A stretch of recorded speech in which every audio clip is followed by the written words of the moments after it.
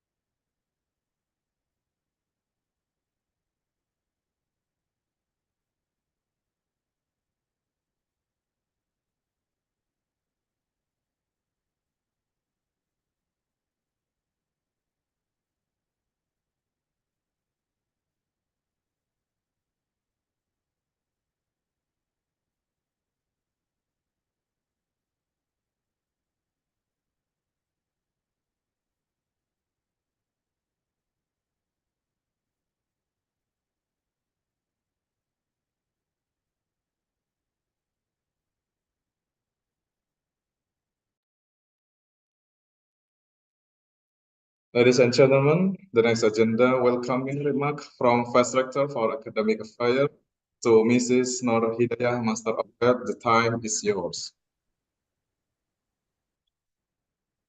Thank you, Mr. Amar.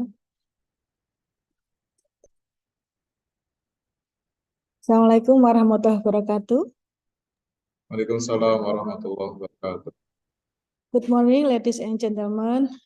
The Honorable Dean, School of Nursing, Central Escolar University, Philippines, Dr. Elvira Urgel, Register Nurse, The Honorable Dean Faculty of Nursing, University Kebangsaan Malaysia, Dr. Jainah binti Muhammad, and the Honorable Mrs. Islami, Sarjana Sains Terapan, Master of Health.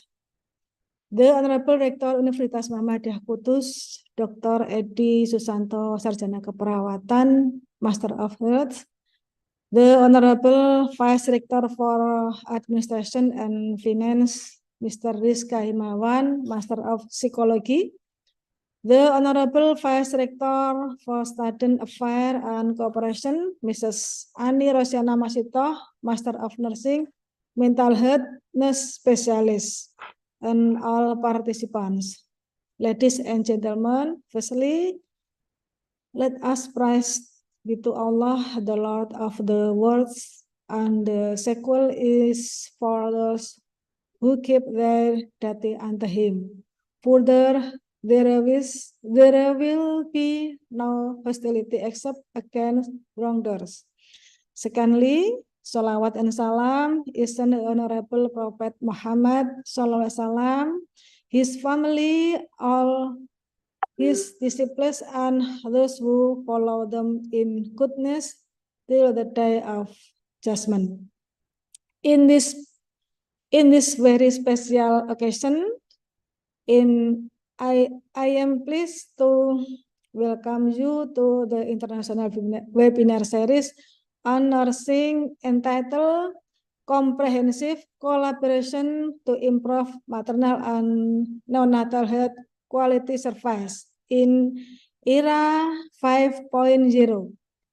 This international webinar is held in the agenda of the 25th Milad Universitas Muhammadiyah Kudus. In this virtual conference room, I recognize some commit that you have all worked tirelessly on for this agenda. Again, I am sure we are also reaching out to many new friends, including practitioners, technologists, innovators, business professionals, and civil society representative. And I said, warm welcome to you all. Ladies and gentlemen, quality improvement or QI practice can advance both the process and outcome of maternal, neonatal, and child healthcare, and at the same time accelerate achievement of the Sustainable Development Goals. The SDG dedicated to achieving universal health coverage regulate the quality of care global movement. USG service as a vehicle to improve MNC healthcare and ensure access to high QoC. It affirms that countries would strive to achieve USG, including financial risk protection, access to quality essential healthcare service, and access to safe, effective, quality, and affordable essential medicine and vaccine for all.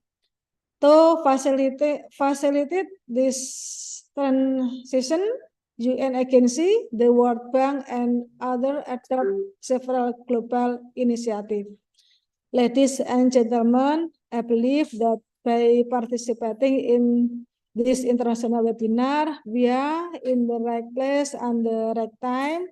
Together, let us accelerate the exchange of ideas and scaling up of good practices in pharmacy field, and I wish you all a very successful webinar. I declare that this international webinar is officially open. Thank you for all attention and collaboration. Assalamualaikum warahmatullahi wabarakatuh. Waalaikumsalam warahmatullahi wabarakatuh. Thank you very much to Mrs. Nordika, Master of Health, Vice Rector for Academic Affairs, University of Muhammadiyah. Thank you. Ladies and gentlemen, the next agenda, second welcoming remark from Elvira Orjo, PhD, Register of Nursing, Dean School of Nursing, Central Escolar University, Philippines. The time is yours, ma'am. Pleasant good morning to everyone. This is from Central Escolar University, and we wish you a very meaningful conference under the Universitas Muhammadiyah Kudus. To our rector of Universitas Muhammadiyah Kudus, Dr. Eddie Choe Santo, Vice Rector for Academic Affairs, Mrs. Noor Hidayah, Vice Rector for Administration and Finance, Mr. Rizka Himawan, and Vice Rector for Student Affairs and Cooperation, Mrs. Annie Rosiana Masito. Now, the team comprehensive collaboration to improve maternal and neonatal health quality service in era 5.0 is timely, but a challenging on our way to improving our agenda for the maternal and child health. For many, Industry 4.0 is still the next thing. Adapting to which what strategies and development in IT that includes automation, robotization, big data analysis, smart systems, virtualization, artificial intelligence, machine learning, and Internet of Things are the very things that we need to be aware of. While we are still on the middle of this fourth revolution, the next revolution is already on its way, and it's 5.3, 5.0. Industry 5.0 provides a vision of industry that aims beyond efficiency and productivity as the sole goals, and it reinforces the role of the contributions of the industry, including us in the academy. It reflects a shift from a focus on economic value to a focus on societal value. It is also a shift in focus from welfare to well-being. Approaches for improving maternal and neonatal health are very essential interventions that can be improved in the outcomes of our in low and middle income countries.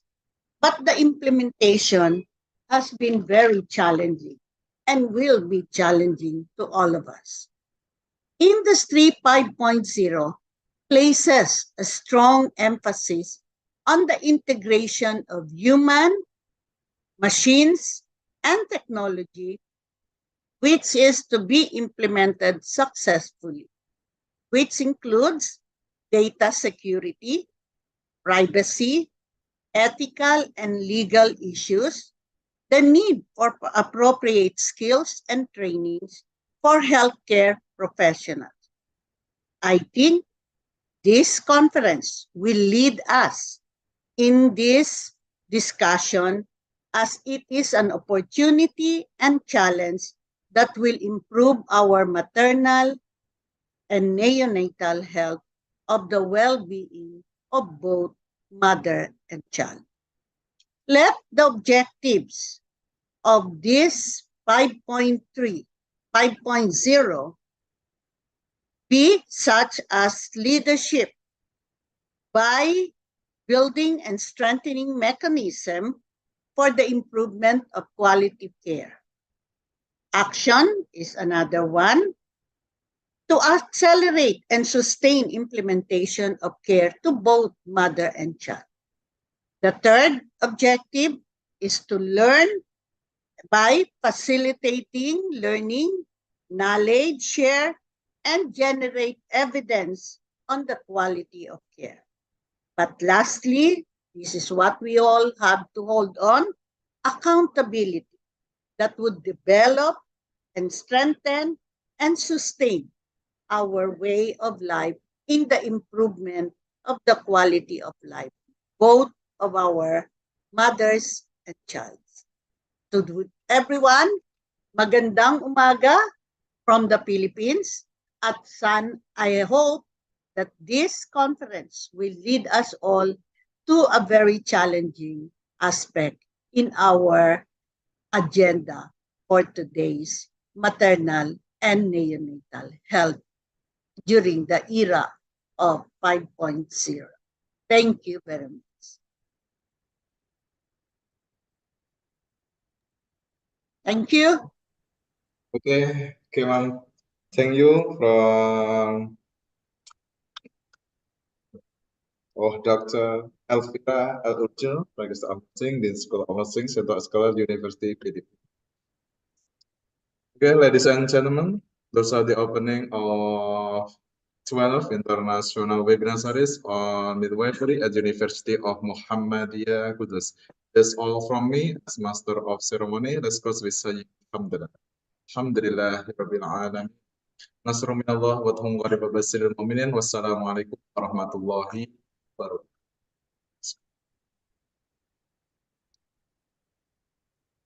Now we come to the main agenda of 12 international webinar series on midwifery, the agenda of 25th anniversary University of Muhammadiyah, entitled Comprehensive Collaboration to Improve Maternal and Neonatal Health Quality Service in Era 5.0. This will be guided by Mr. Ahmad Nur Shafiq, Master of Education, as moderator.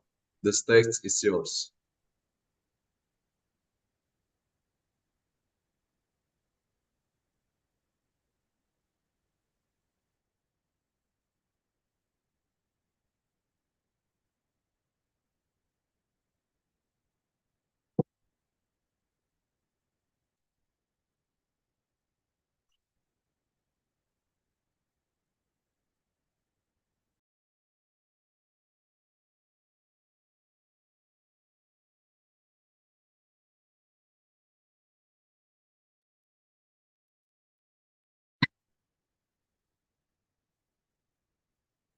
Right, dear webinar participant, our webinar, inshallah, started now.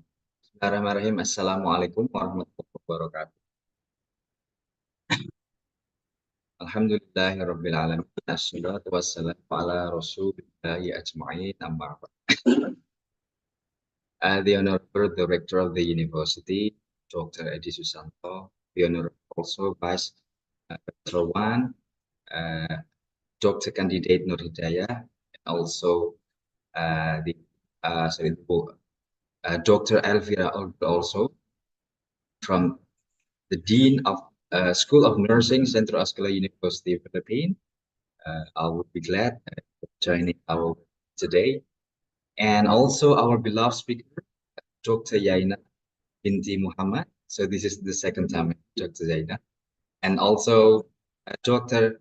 Joylene, also from the Central Escola University, and so Dr. Candidate Islam. First of all, let us say thank you to Allah Subhanahu wa Ta'ala, because for His mercy and blessings, today we can hold 12 international webinar today, and of course this international webinar is whole in agenda of Milad Universitas Muhammadiyah. And second, salawat and salam hopefully sent to our beloved Prophet Muhammad Sallallahu Alaihi Wasallam, in which at the end of the day we can get this safa'ah,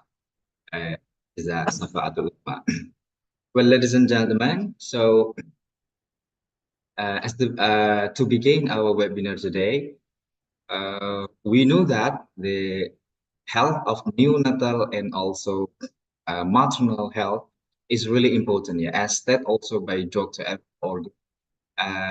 So this is really crucial to improve the health conditions of both maternal and neonatal health.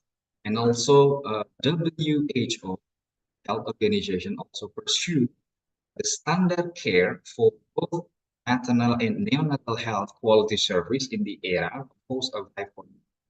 And this will be our topic for the international webinar today, is that comprehensive collaboration to improve the maternal and neonatal health quality service in the era for 5.0. And today we have three expert speakers who will talk about this topic in a very detail. Right, so without further ado, let's move on to the first session. These sessions will be with Dr. Yaina binti Muhammad. So let me kick it first with the first speaker, Dr. Zaina Muhammad. Yes, Assalamualaikum. Waalaikumsalam. Right, so seems that Dr. Zaina is already connecting with us. Today, Dr. Zaina will talk about, of course, the comprehensive collaborations between neonatal and also maternal health quality service. But before she deliver the wonderful presentations, so allow me to read her curriculum vitae. Her full name is Zainah Mohammed. So she was born 16 October 1972, and now she works in the Department of Nursing, Faculty of Medicine, University of Indonesia, Kuala Lumpur. About her academic qualification, she completed the degree of nursing from University Kebangsaan Malaysia in 2005, and she continued to Master of Nursing from Monash University in Australia 2009, and then she finished the PhD in nursing from Monash University in Australia also in 2014. And about the professional experiences, so she had, of course, have a professional experience. So she is a senior lecturer, and also she is a head Department of Nursing Academy. She is also head of Department of Nursing Academy and Clinical Service. So what I can say, Nursing Department of Faculty of Medicine in UKM, and etc. And then, so she had also another work experience that I could mention one by one. And then she also an examiner. She gets so many international property like Inclusive Breastfeeding Educational Video in 2001. And also about certain publication, also a project.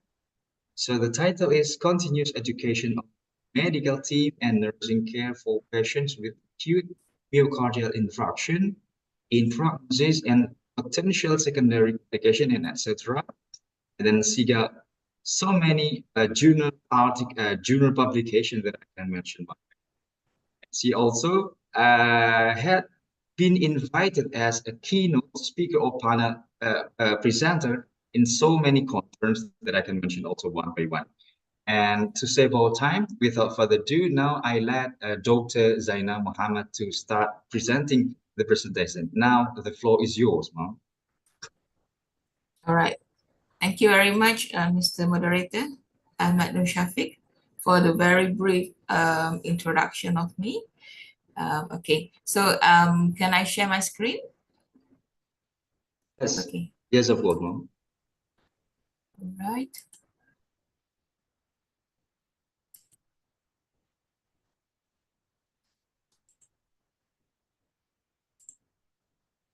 Okay, can you share my can you really Okay. yes, Yes. okay. All right, thank you very much. So I would like to start my what we call this is as sharing experience lah, with all of you. And first of all, welcome to this webinar. So I'm going to talk is actually about a simulation-based education in the training of newborn care.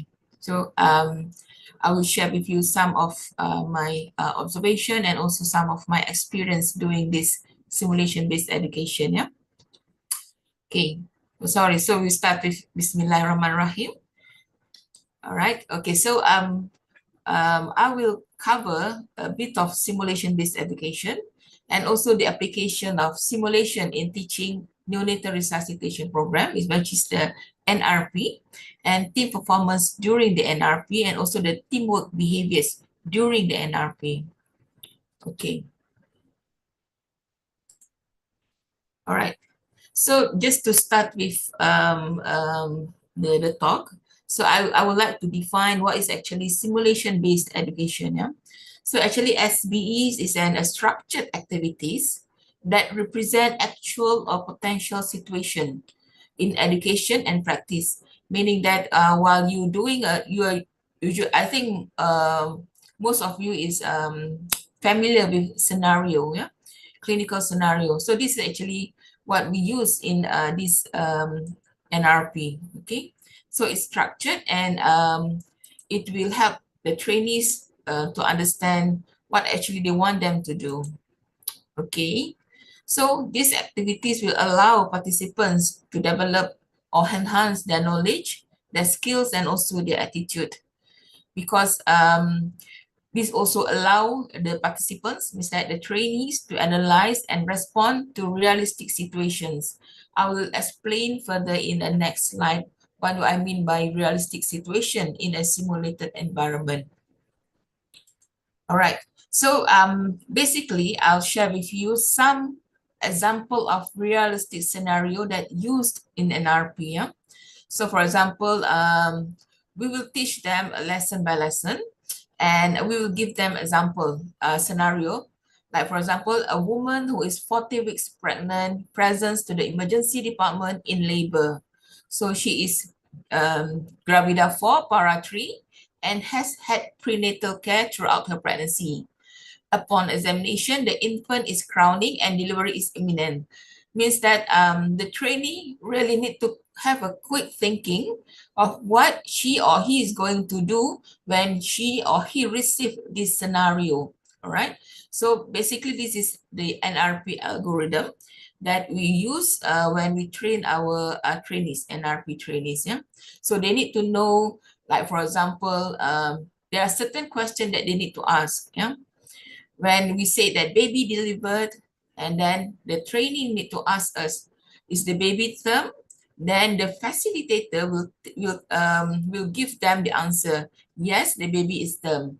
So at the next question, like this one, is the baby in a good tone? Means that is the baby active? And the facilitator will answer like, for example, yes, the baby is active, or no, maybe baby is limp. It depends on the facilitator which scenario that she want to create. Yeah. So the trainee or the students really need to think and really need to have a knowledge prior this neonatal resuscitation program. Okay, because we really based on realistic scenario and question and answer. Okay, so means that they are really, even though it's a simulation based, but it looks like they are dealing with a real situation. Okay, so realistic scenarios in SBE, yeah, aim to achieve suspended disbelief. Suspended disbelief means that the trainees or the student really need to think that this is a real life situation. So means that when you are dealing with this neonatal resuscitation program and you are giving the scenario, your scenario must be very realistic to make your trainee, to make your student understand, and also they can think what is the next action that they should do. Yeah. And usually we are using either high or low fidelity. Okay. So this is an example of high fidelity. Means that you can see that the examiner or the facilitator is actually controlling the mannequin. The mannequin is like a human, yeah, but they are controlling by machine. And so the students or the trainees actually they cannot see the facilitator at this moment. Okay, so they are on their own, and the facilitator really can assess their performance. This is high fidelity, but the thing is, high fidelity simulation is very costly, it's very expensive. So maybe there are certain hospital only, they only have maybe 1 or 2 high fidelity simulation station. Whereas actually we can also use low fidelity simulation, means that this is a mannequin, like you control manually. See, like this, there are no machines that, but the facilitator will be with, they stay with the students or the trainees, and they give the scenario, yeah. For example, is the baby breathing? Yes. But then the baby is very shallow breathing. So the facilitator really need to create the scenario, okay? Well, actually, it doesn't matter between high fidelity versus low fidelity, because even though they study in 2012, yeah, but they found that until now, there's no significant difference. Even they have, but it's a very, very short gap, yeah, means that it's not very significant different. So pertaining that, the low fidelity simulation, the facilitator must be very good in doing this simulation-based education. Okay, so you need to train yourself prior to be a facilitator. Okay, so when SBE, simulation-based education, is implemented by experienced healthcare educators or facilitators, so it will allow learning from mistakes. Okay, because we, the students are actually practicing, so we allow them to make mistakes, because they are not doing it on a human, they're doing it on a mannequin. So it doesn't matter if they do a mistake. Pertaining that, we need to correct their mistake during the feedback time or there and there, okay? It's a safe experimentation, again, because they are using it, a mannequin, so it's very safe. You deliberate the practice. They can actually repeat the practice and do it until they're expert. And we can actually allow the students to have a standardized assessment of competency, okay? Because we control this situation. All right. So the application of simulation in teaching neonatal resuscitation. So I am bringing in this neonatal resuscitation program to link with the simulation-based education. I think many of the participants in this webinar is actually familiar with this neonatal resuscitation program. If you are involved in neonatal care, in a maternity care or emergency care. Yeah? So what is NRP actually? So NRP is a standardized approach to newborn resuscitation, yeah, that was developed to facilitate acquisition of element content, knowledge, and technical skills to resuscitate a newborn. All right. Okay, so some history of this neonatal resuscitation program. It started in September 1996 in Malaysia, yeah? And since then, it gave a positive impact on perinatal and neonatal care. So we can see that the birth asphyxia-related mortality rate has declined, and also the perinatal mortality rate and early neonatal mortality rate also declined, despite of rising preterm birth rate, yeah? Because this birth asphyxia, it can happen in preterm baby or what we call a term baby, yeah? But for preterm baby, it double or triple the chances to have that birth asphyxia related mortality, okay? So it's a very good program actually. So because of this positive impact, so basically in Malaysia, they give it as a mandatory course funded by the government for all the pediatric house officers, medical officers, nurses, and midwives work with neonate in Malaysian public and teaching hospital. So because it's not only in an ICU, it's also in a labor room, in a OT labor room, in an emergency department, because sometimes you receive a neonatal case, yeah? So you really need to know how to resuscitate a baby. All right, so this is the textbook actually for the NRP program, and this is the latest edition, which is the 8th edition. This is by the American Academy of Pediatrics, okay? So they got 11 lessons, and this is basically In lesson 2, 3, and 4, they will learn how to prepare for resuscitation, the initial steps of newborn care, and then the positive pressure ventilation, the intubation, the chest compression, and also how to give medication. This is all skills procedures. Yeah, it involves skills. Okay, so this is a picture of my students actually, and they are working in a team.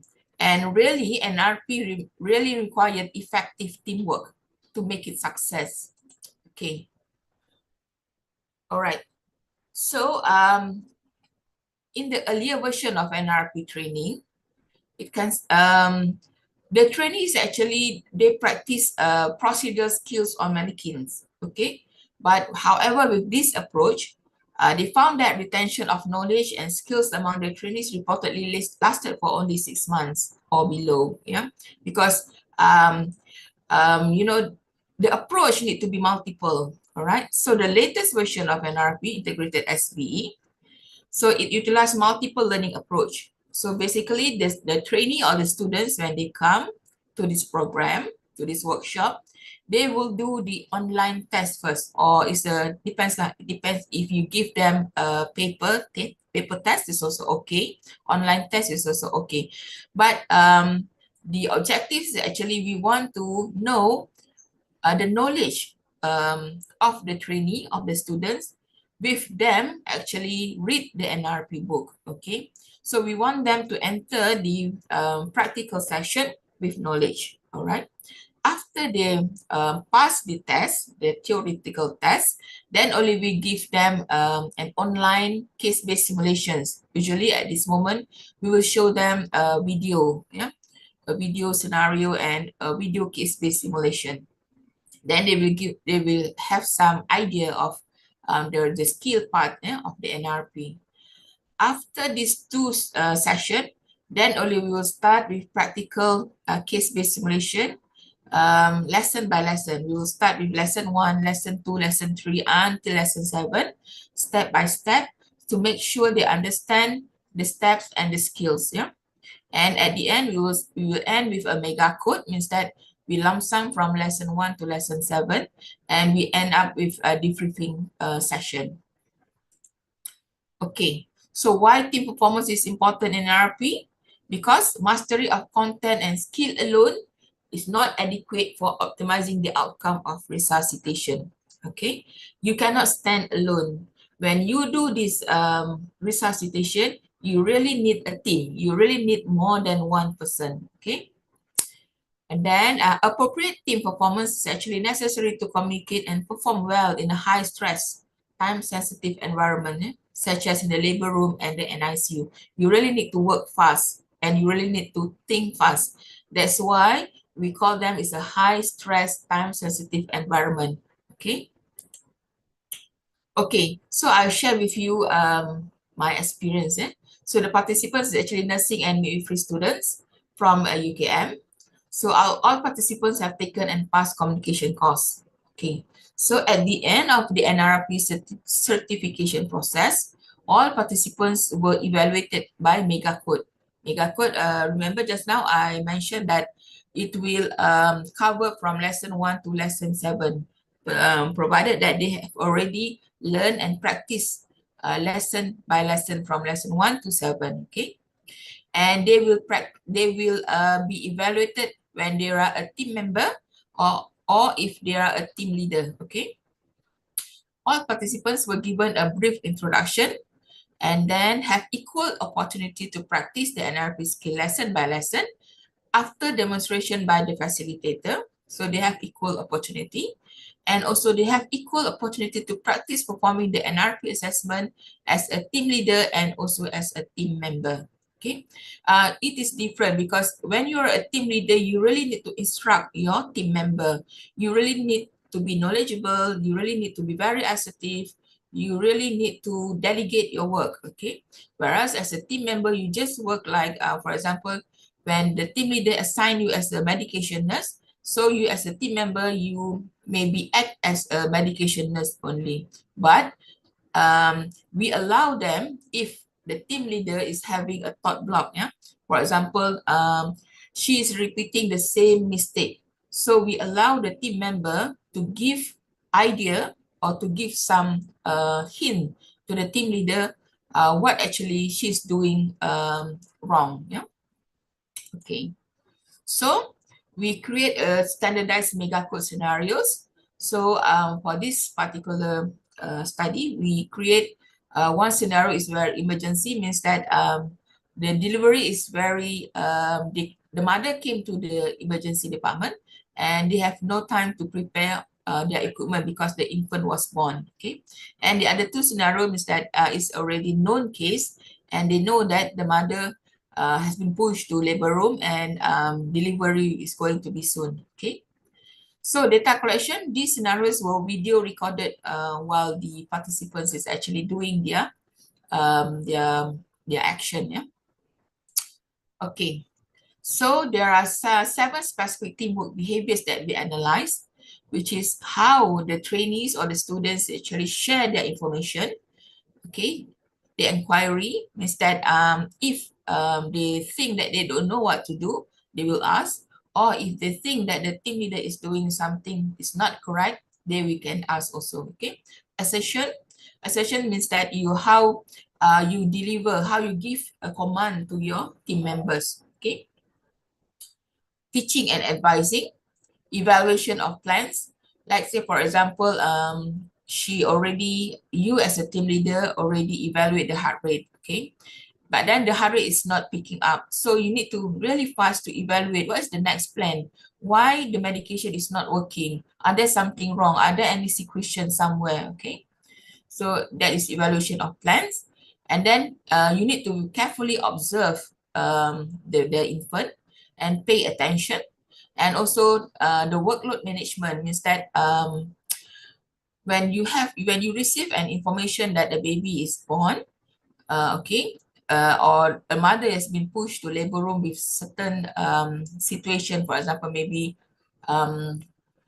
hyperemesis gravidarum or maybe hypertension or diabetes and so on. So you really need to inform your team, and then you really need to assign what are they going to do for the next labor and what are you going to prepare to receive that labor. Yeah. Okay. So the results shows that resuscitation duration and performance was actually significantly related with team behaviors of assertion and sharing information. You need to be very clear, yeah, because if your instruction is not clear, then your team member, they are all haywire, okay?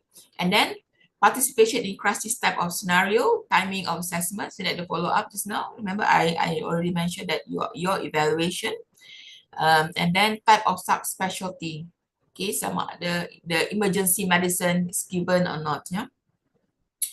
Okay, so the frequency of sharing information and assertion behavior were associated with increased performance score. Means that with that sharing information and assertion behavior, it shortened the performance. For example, the baby maybe can breathe well shorter than compared to the group that they don't have this sharing information or the behavior is not very assertive. Okay, so again, the discussion, team behavior is very important, and assertion and sharing information were most important for reducing resuscitation duration, right? Okay, so why assertion is an important team behavior? Because it allows an individual to assert an opinion or speak up during a critical time. Now, for example, a team member may state, let's do chest compression, or we need to intubate, okay? It is actually, even though she's a team member, she's actually helping the team leader once she realized that the team leader is actually not giving a correct, what we call this, a correct action, yeah, ataupun what we call this a correct instruction, yeah. So they give, let's do chest compression like that, okay. So this communication cues the team to initiate a new phase and changes to the course of the resuscitation. So when the team members state like that, so the team leader is actually think that, oh, okay, maybe we can check the heart rate and then you do the chest compression, or maybe we can continue the PPV and so on. Okay. A high rate of oxygen type behaviors could facilitate rapid progression through the phase of resuscitation, from back mask ventilation to intubation to chest compression. Okay. So this is when you deal with neonatal resuscitation, you really need to work fast because neonatal is very fragile. Yeah? Neonate, it can just collapse in a second because they are very, very fragile, especially a preterm infant. Okay, so sharing information, you need to verbalize of the information that you have. Yeah, for example, you has been assigned to check the heart rate. So when you check the heart rate and you found that the heart rate is 70, so you need to share this information with the teammate. Okay, so you need to say it loud and clear that the heart rate is 70.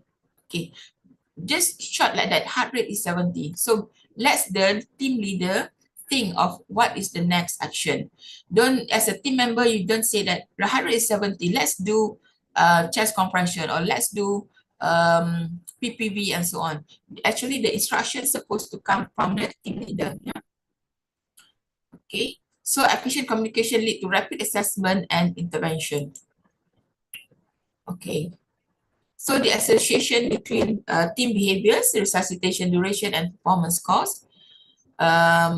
These include appropriate identifying the need for PPV, the need for chest compression, intubation, and medication, and effectively verbalize their findings by sharing information which actually allow the teams to make rapid assessment, yeah, and respond more efficiently and appropriately.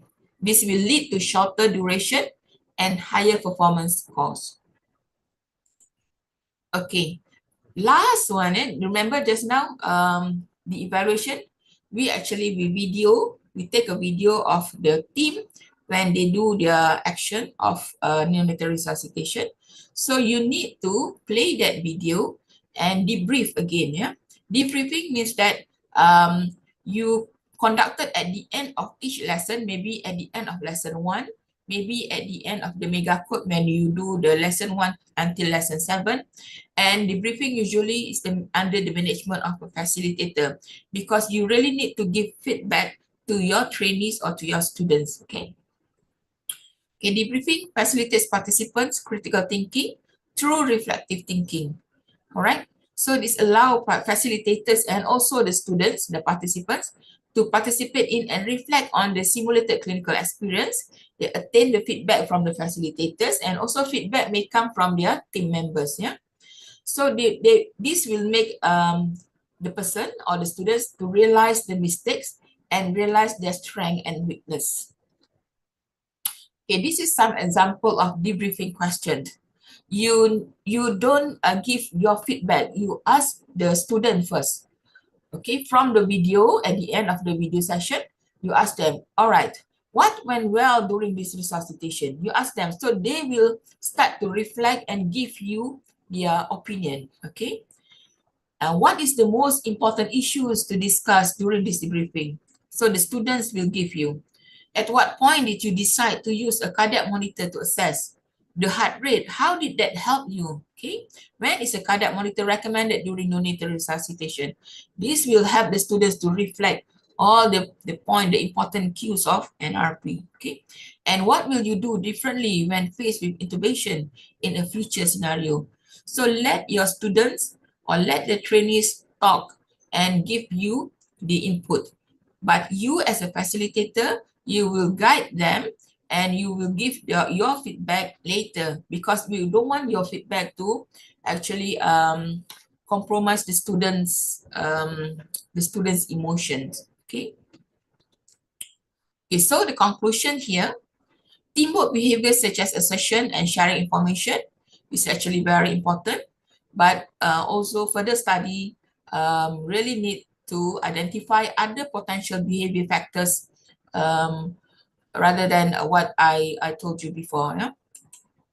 Okay, so the take-home message, you need to speak up and share your information, as it is very crucial to improve your team performance. Okay, this is some reference, and terima kasih.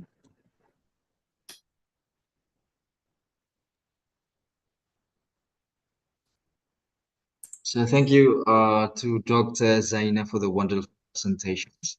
And dear participants, now let's give a virtual applause to Dr. Zaina.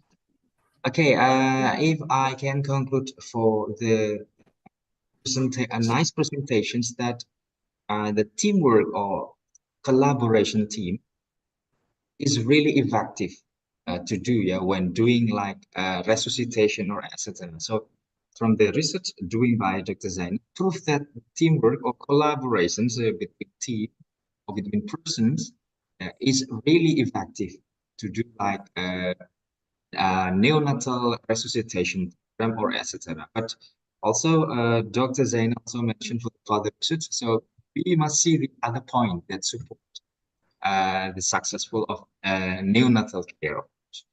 Right, so yeah, I believe that dear participants, you really have your question in your mind to ask to Dr. Jaina. Now we open the the discussion session, question and answer sessions, and then I invite you to now join a question and answer session by you can drop your question through our chat room, or you can even raise your hand directly to ask your question to Dr. Zain.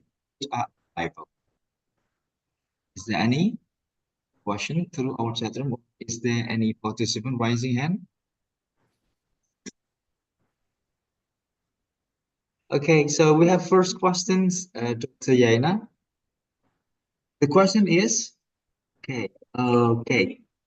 So I might write down first the question from our lecturer, Mrs. Ika Tristanti. She is also the candidate.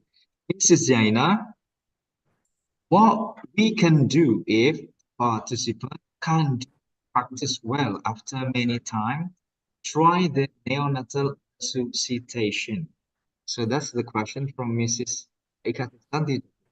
All right. Right. Thank you, Mrs. Ika. Well, actually, we also, we also have this type of experience, but this participant, you really need to settle it during the theoretical part, okay?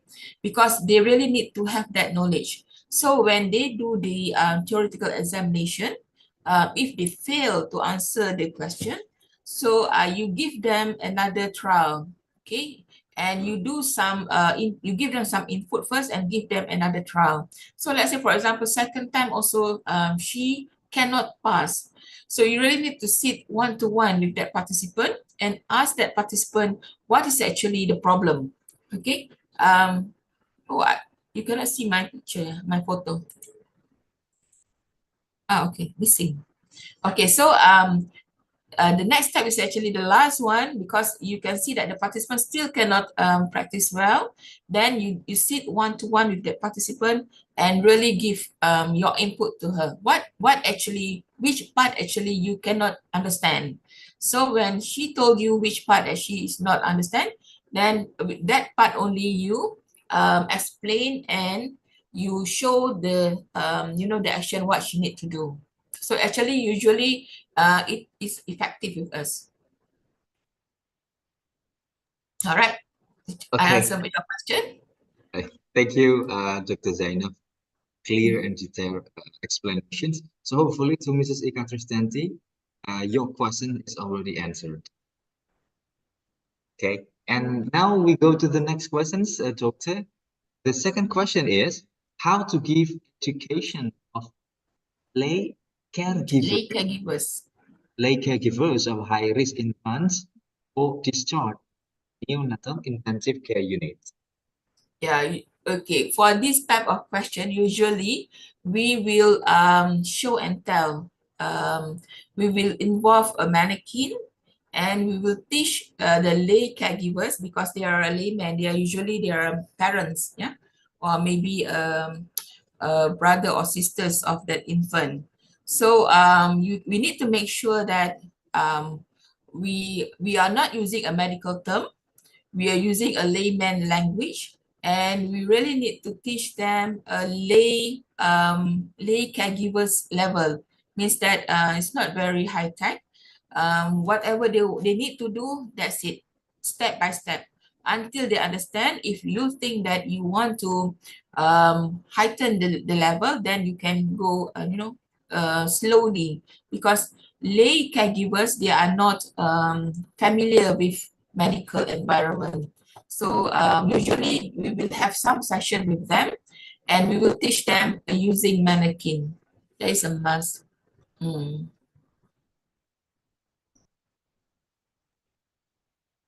Actually, Miss NRP is familiar with you all? Yep. Yes. Yes. Yeah. Good.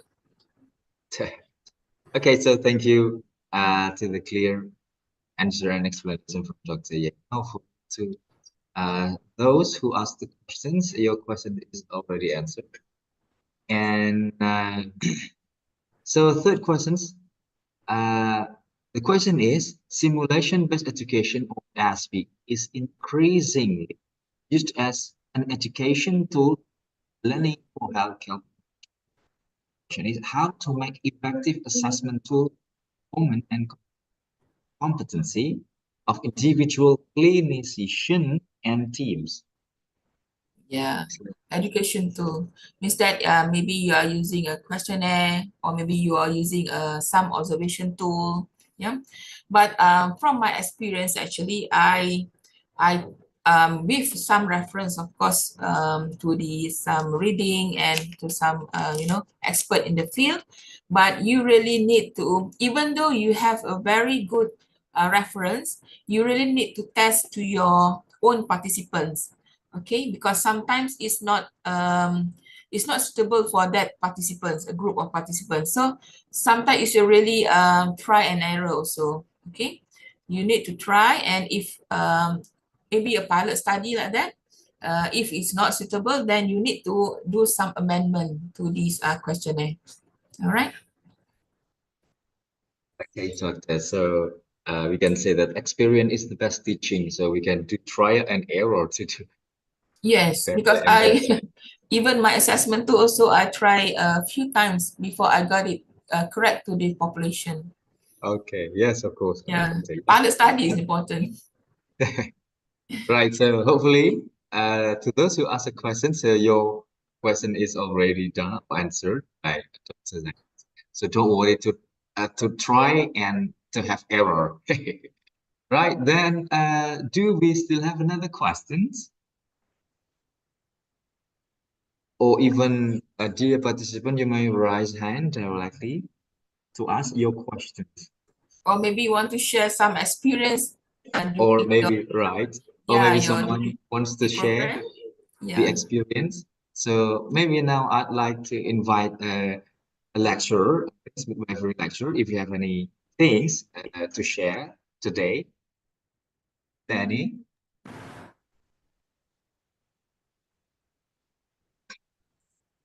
So after this, our lecturer from Universitas Muhammadiyah Kudus will share their research or their material, Dr. Zaina, regarding the neonatal in Indonesia, maybe. But we still have time to have question and answer session. So please, dear participant, if you have any things to share or to ask Dr. Zaina, I will be pleased to accept your questions. Is there any more?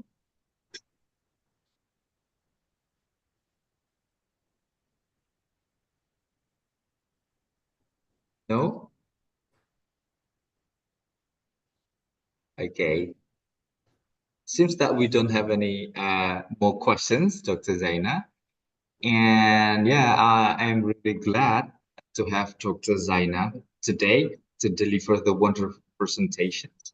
And I think before Dr. Zaina and I end this session, I think I will ask Zaina once again to please give us a closing statement to your regarding your presentation, Dr. Closing statement. Yep, closing statement. Always share information. Always talk means that we are in a team, and we really need to talk to each other, and we really need to share what information we have, because if you don't speak up, if you don't share whatever information you have, it will not improve your team performance. we are not a single island like that, because we are a nurse. Right. So Yeah. today's quote is everything must be shared or spoken, right? Mm. So Yes, don't correct. get silent. Right. Then so this is a wonderful statement by Dr. Zaina, and that this also will end for the first session. And I'd like to say thank you once again to Dr. Zaina to deliver a really wonderful presentation today. And so now please let's give a virtual applause to Dr. Zaina. Hopefully we can meet again in another sessions for international presentation or webinar. And I would like to end this session by saying thank you very much and see you another presentation, Doctor. Assalamualaikum warahmatullahi wabarakatuh. Waalaikumsalam.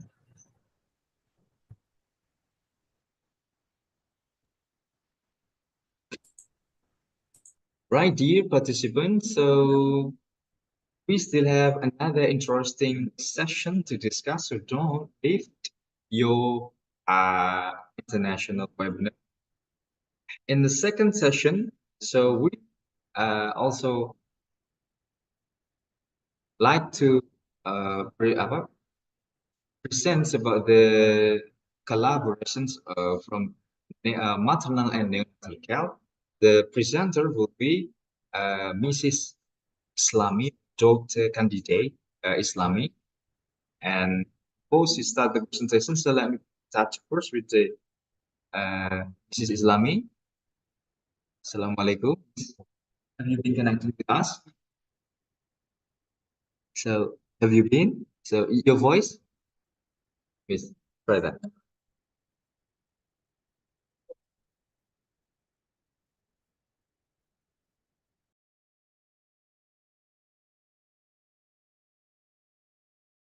Okay, seems that we have trouble connections with Mrs. Islami.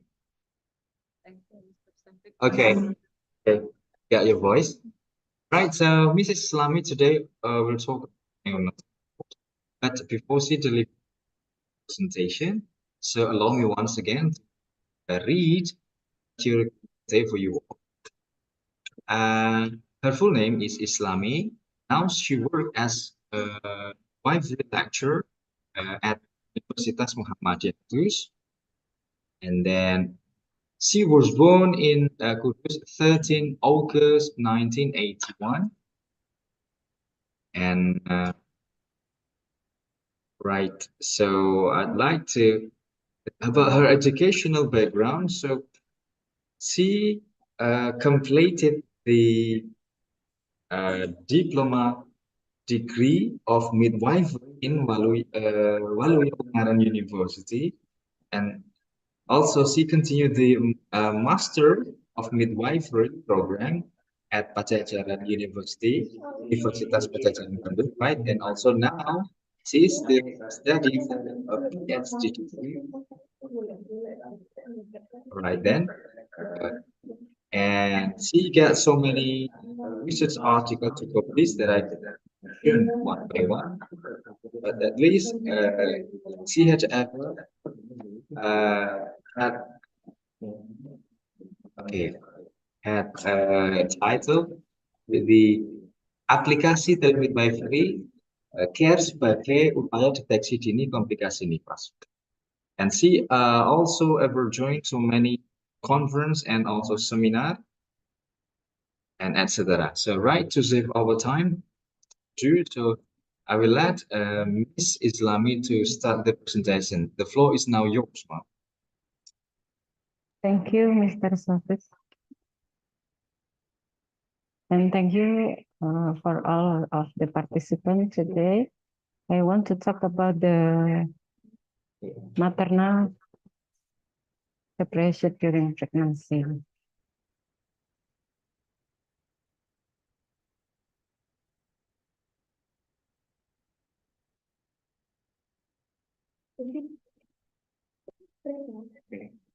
Excuse me, you can see my screen? Yes.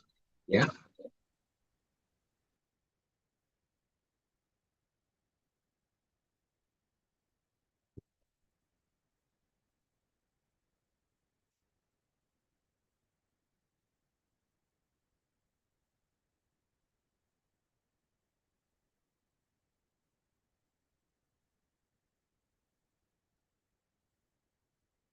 Yeah, I want to talk about the mental health during pregnancy. Why is it important? Because maternal health during pregnancy is less intention than maternal depression during postpartum.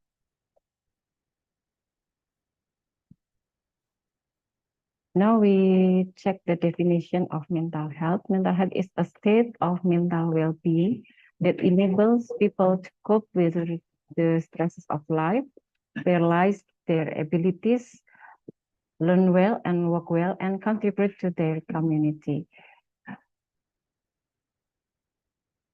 As we know that mental health is a integral component of health and well-being that underpin our individual and collective abilities to make decisions, build relations, and shape the world we live in. Mental health is a basic human right, and it is crucial to personal, community, and socio-economic development. And pregnant mental health, we can see that 1 in 5 women will experience a mental health condition during pregnancy or in the year after the birth. According to the WHO 2022. And 2002.4% perinatal mental health problem in Indonesia. And in Kudus, 1 mother died due to depression during pregnancy in 2022. About 39% had psychology symptoms, presence fatigue, irritability, anxiety, and problem with sleep and concentration. And we know that pregnancy can mother stress in their pregnancy and can develop the depression, and so the condition can develop in the postpartum depression. But we must know that prenatal or pregnancy depression can prevent as soon when we recognize the symptom.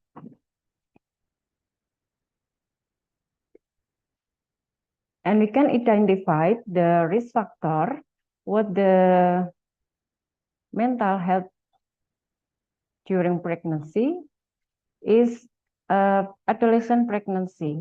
The adolescent pregnancy can make the mother very stressful, and then difficult birth experience when the mother have a difficult birth experience before. There are very anxiety to face the delivery, and then poverty, and then gender discrimination, and then poor nutrition. Mother who has poor nutrition may be high risk in maternal or pregnant depression. And then mother who have low educational opportunities. Why it is a risk factor? Because mother who have low educational opportunities, they can have many skill to cope their problems. And physical health condition like diabetes and then hypertension and the other physical health condition. And then the social or little or no social support. As we know, in era digital, we lack of social support and natural disaster, and then gender-based violence and other conflicts, and then unwanted pregnant as because adolescent pregnancy or unwanted pregnant because unmet need. And then fertility difficulties. Mother who had fertility difficulties, they face anxiety and they may develop to the depression. And then substance abuse. Mother who has substance abuse.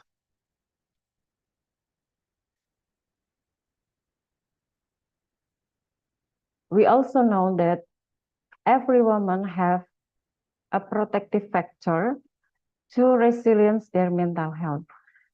The protective factor is strong social support.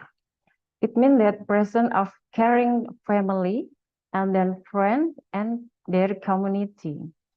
The strong social support is needed pregnant women and birth, so in their postpartum period. And then the educational opportunities. The protective factor at educational opportunities is possibility of attending and completing schooling. It means that every woman that completing schooling, they have many choice to solve their problem. And then opportunities for generating income.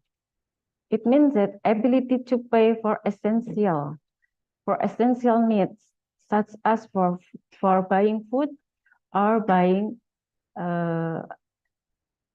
need their essential. And then positive childbirth experience, feeling informed and able to make decisions. And then high quality maternal health services. When the maternal health services providing the empathetic, competent health care providers who treat women with respect and dignity, it might improve their mental health and the woman respect or the woman feel the better than social support.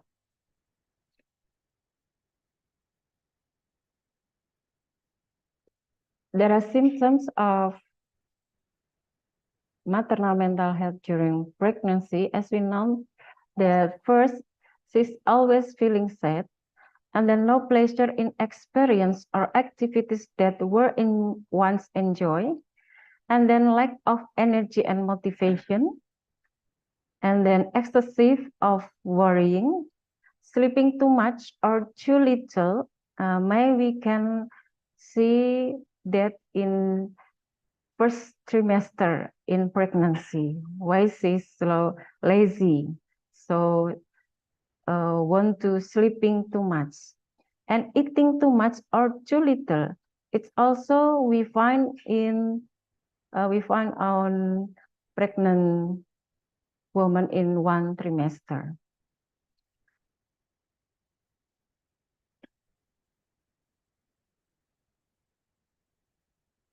And then the symptom is difficulty in concentrating, kemudian, and then difficulty in making decision. They can making decision for their health.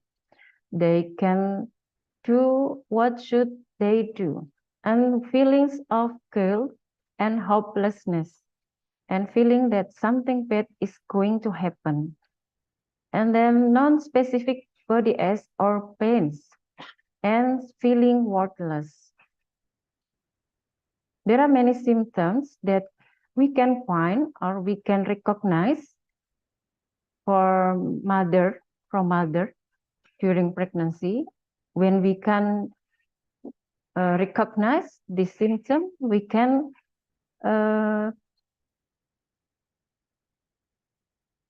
care for them to give the best solution. Why maternal mental during pregnancy is important? Because they have affect mental health for the baby and for the mother.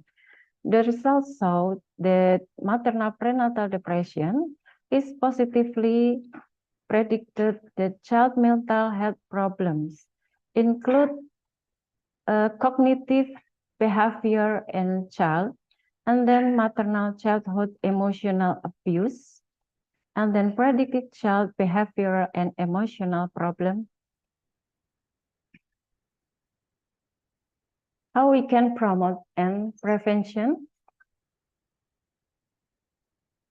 There are many strategies to help the mother who have maternal mental health during pregnancy, like psychoeducation, stress management. We can educate them to have a skill to cope their problem, and then we can provide social support, including greater support by partners is the keyword. That support by partners is the very important to make the mother feeling happy and feeling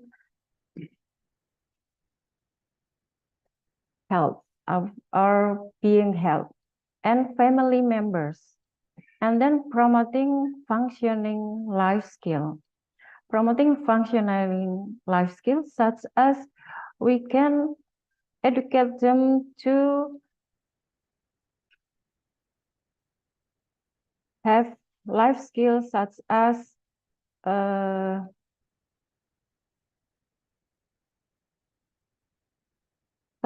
cooking or the other. And then recognizing mental health condition. It is the best identification for mother. When we can recognizing mental health condition, we can find the best solution for the mother. And the maternal mental health during pregnancy is preventable when we recognizing in early. Thank you, Mr. Safi. Right. So that's amazing and wonderful presentations again by Dr. Candidate Islam, talking about mental health of mother. So I would like to conclude that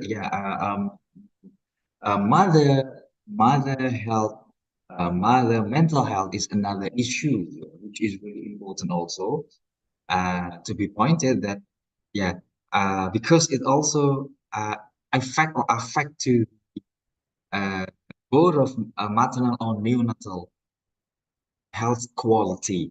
So it is also important to deal with how can mother health or not, so and then how can give a best solutions when mother suffer by mental health.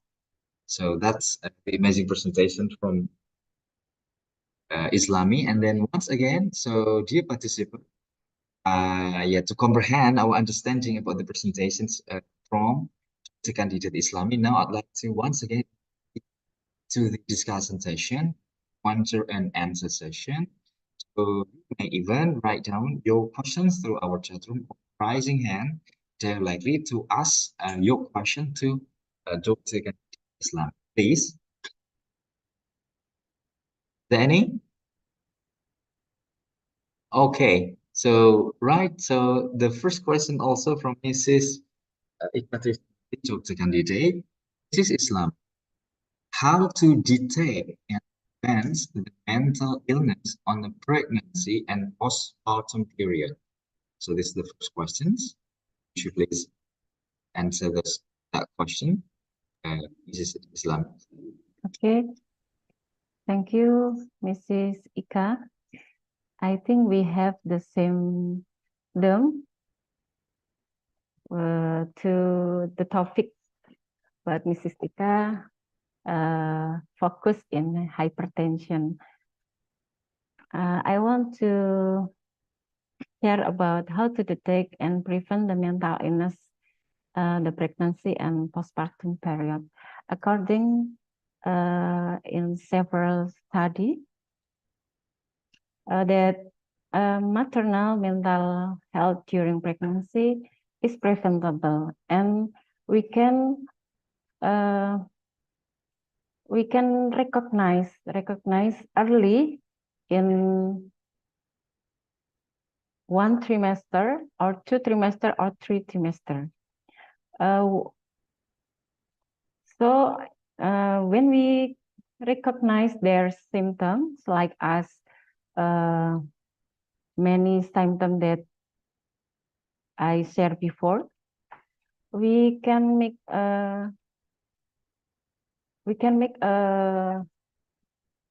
several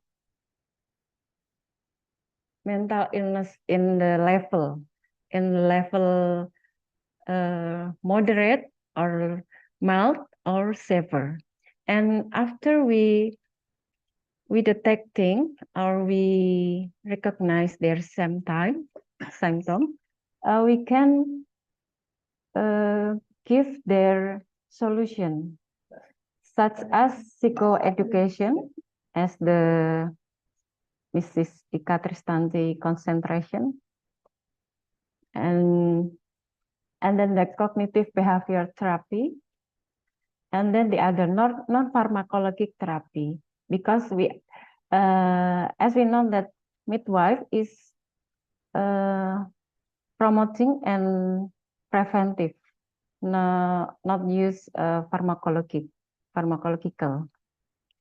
So in the WHO, there are many guides to prevent and to treatment pregnancy, maternal mental illness during pregnancy.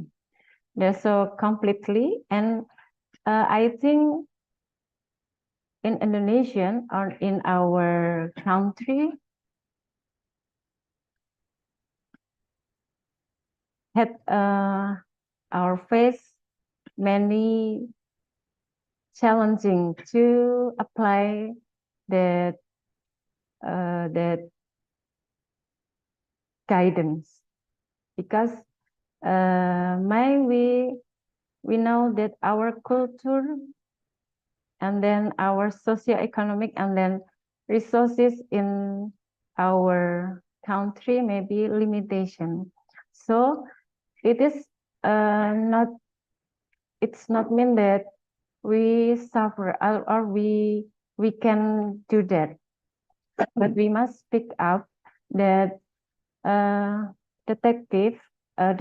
detection or recognizing mental illness during pregnancy is can do, and we can collaboration with midwife in community, and then when the midwife or when we can recognize or detecting mental illness during pregnancy, we hope that the postpartum period is not being or develop depression. I think that is Mrs. Ika. Okay, so thank you to clear clarification and answer from Dr. Candida Islami. And hopefully to Mrs. Ika Tristanti, your question is answered already. And now we move to another question. So second question from Ms. Istiqomah, Mrs. Islami, what is the role of midwife in maintaining the mental health of pregnant?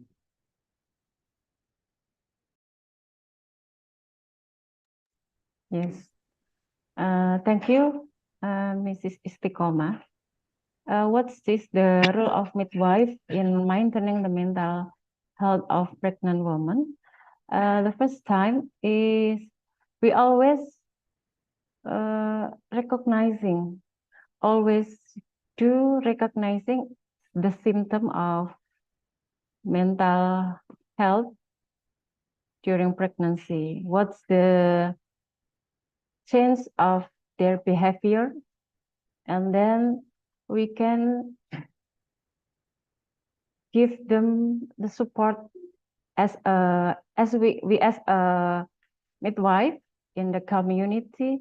We can support them by give them the positive words and then positive thinking, and then educate them how to solve their problem. And so we always to ask them what they feel today, not about the physical condition, but the feeling, about the feelings of the mother when they meet with us. And then after we know that the condition, maybe we today they have not or feel bad mood or feel not well-being, we can give them to talk with us, to talk. We provide the time to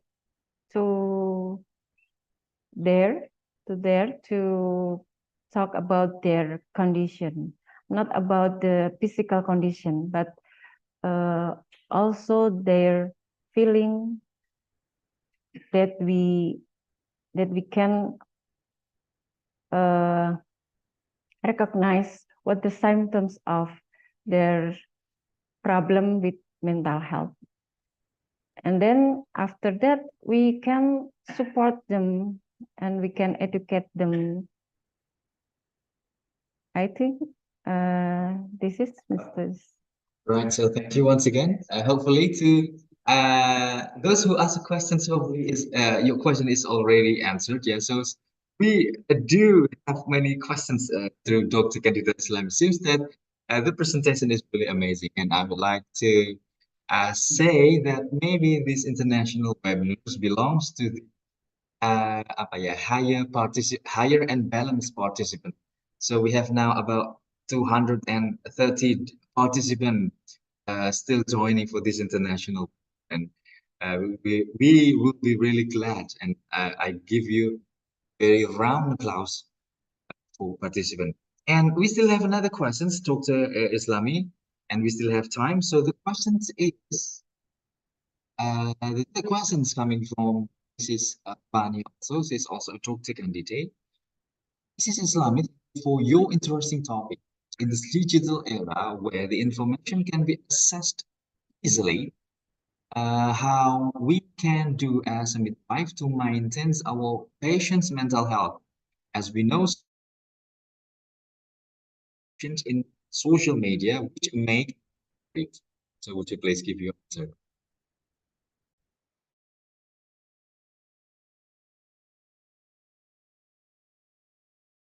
Okay, thank you, Mrs. Fania. Yes, as we know that the information can be accessed easily. Also, the pregnant woman can access the information for their gadgets, and sometimes we find them the not good condition or negative information in SOSMED, we make them worried. So I suggest that when we found the mother with when we had worried, we can talk to them what they need information, the real information that they need, because in the social media maybe there is a lot of information, but we can convince that the information is the truth. So we can give the mother what's the truth of the information about the maternal mental health, and then the pregnancy change, physical and then physiological, so we can support them or we can educate them to be carefully when they read, or we can prevent them to the negative information. I think it is clear. Okay, thank you for the clarification from Mrs. Islami regarding the question. So hopefully to ask your questions, the question is already answered. And Dr. Elvira Olga give a statement. Congratulations to the speaker. Her talk deals with the mental health and the issue of era vibe is focused on social value. Right, thank you. And last but not least, I would like to say sorry whether I could mention your question one by one. So, we have limited time, but would you please for the last questions, yeah, Dr. Islami, please give your short answer regarding to the last. So this is from Mrs. Dia Andriani, because she is also a doctor candidate. Please just give a point of your answer. The question is there any correlations between mental health and pregnancy with postpartum blues? Would you please give a short answer, please? Yes. Thank you, Mrs. Dia Andriani. I think your question is the same with the Mrs. Ika question, because in several studies, the results show that there are any correlation mental health pregnant with postpartum blues.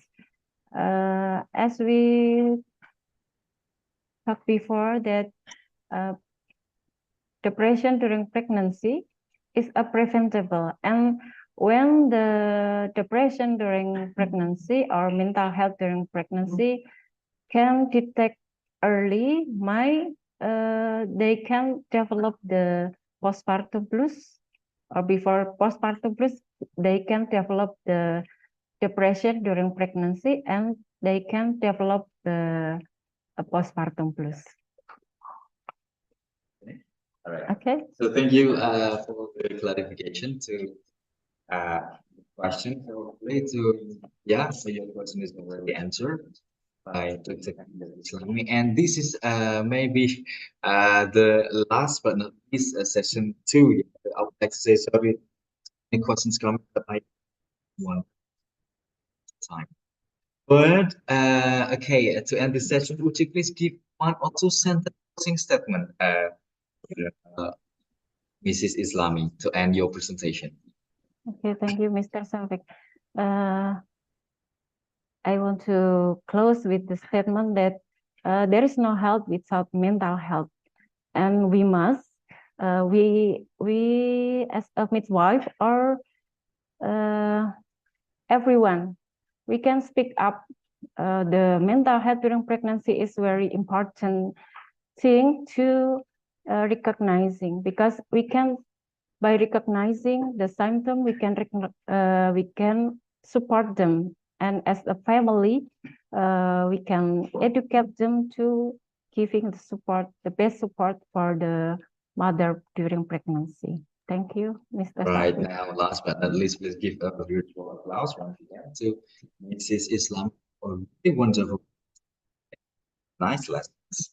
And I'd like to say thank you personally, and see you in another presentation. Islam. Assalamualaikum warahmatullahi wabarakatuh. Waalaikumsalam warahmatullahi wabarakatuh. Thank you, Mr. Safik, and thank you all of team and all of the participants and all of the lecturer who joined with us today. Okay, so well, dear participants, so don't laugh. So now we move to the third session. Presenter will be Dr. Joylene Lamado Medila. Sorry if I misspelled. So before she presentation, let me in touch first. Dr. Jolie, have you been connecting us? Yes, I'm here. Can you hear me, Pak? Okay, Hello? Dr. Jolie, would you please Yeah. hear my voice? Yes, I hear you well. Okay, Can you hear me well? Right, so seems that Dr. Joylin has already joining us. And now we will begin the session 3. Dr. Joylin today also will deliver about the maternal and neonatal service in the era 3.0, of course. And to consider further module presentation, so let me read her curriculum vitae for you all first. Her full name is Joylin Lamado Pejila. It's spelled name, right? Thank you. She was born in January 25, 1971, and placed in Manila.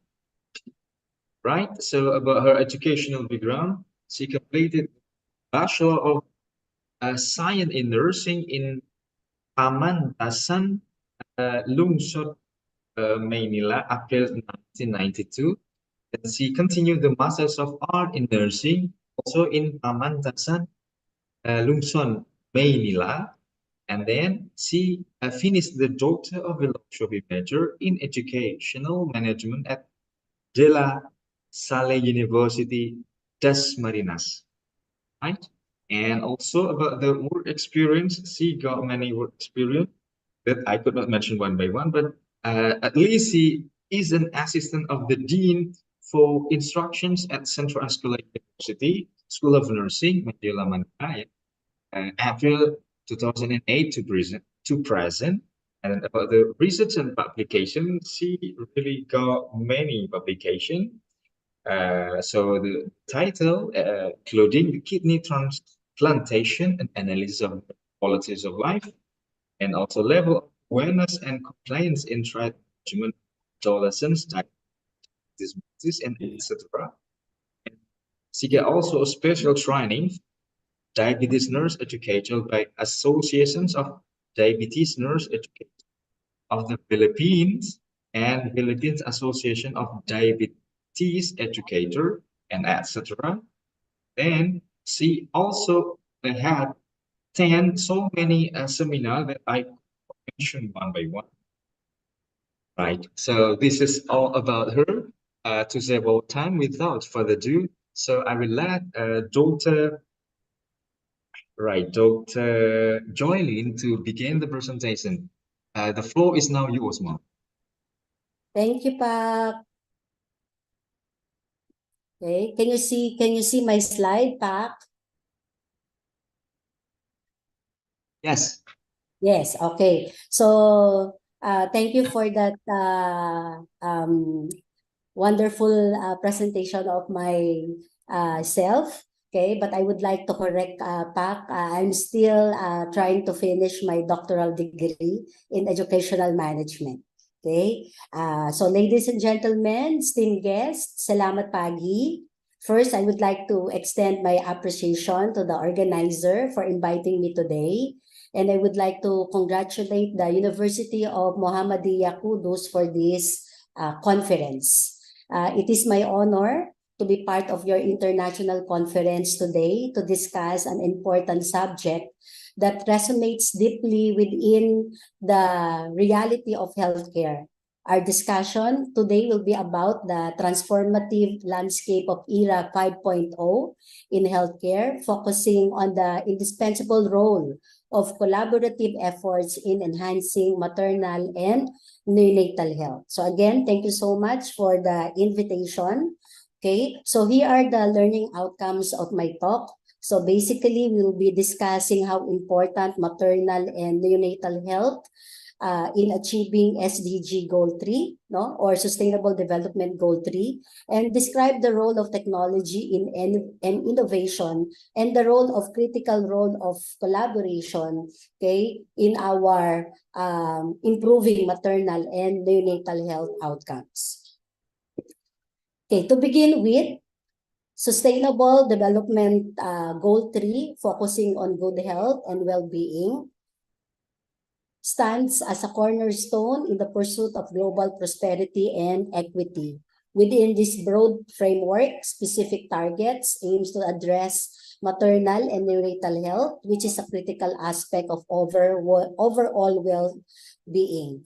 Okay, the target seeks to reduce maternal mortality, ensure accessing to quality reproductive health services, and promote the health and well-being of newborns. SDG 3 underscores the fundamental right of every individual to accessible, affordable, and quality healthcare, particularly for women and newborns during pregnancy, childbirth, and postpartum.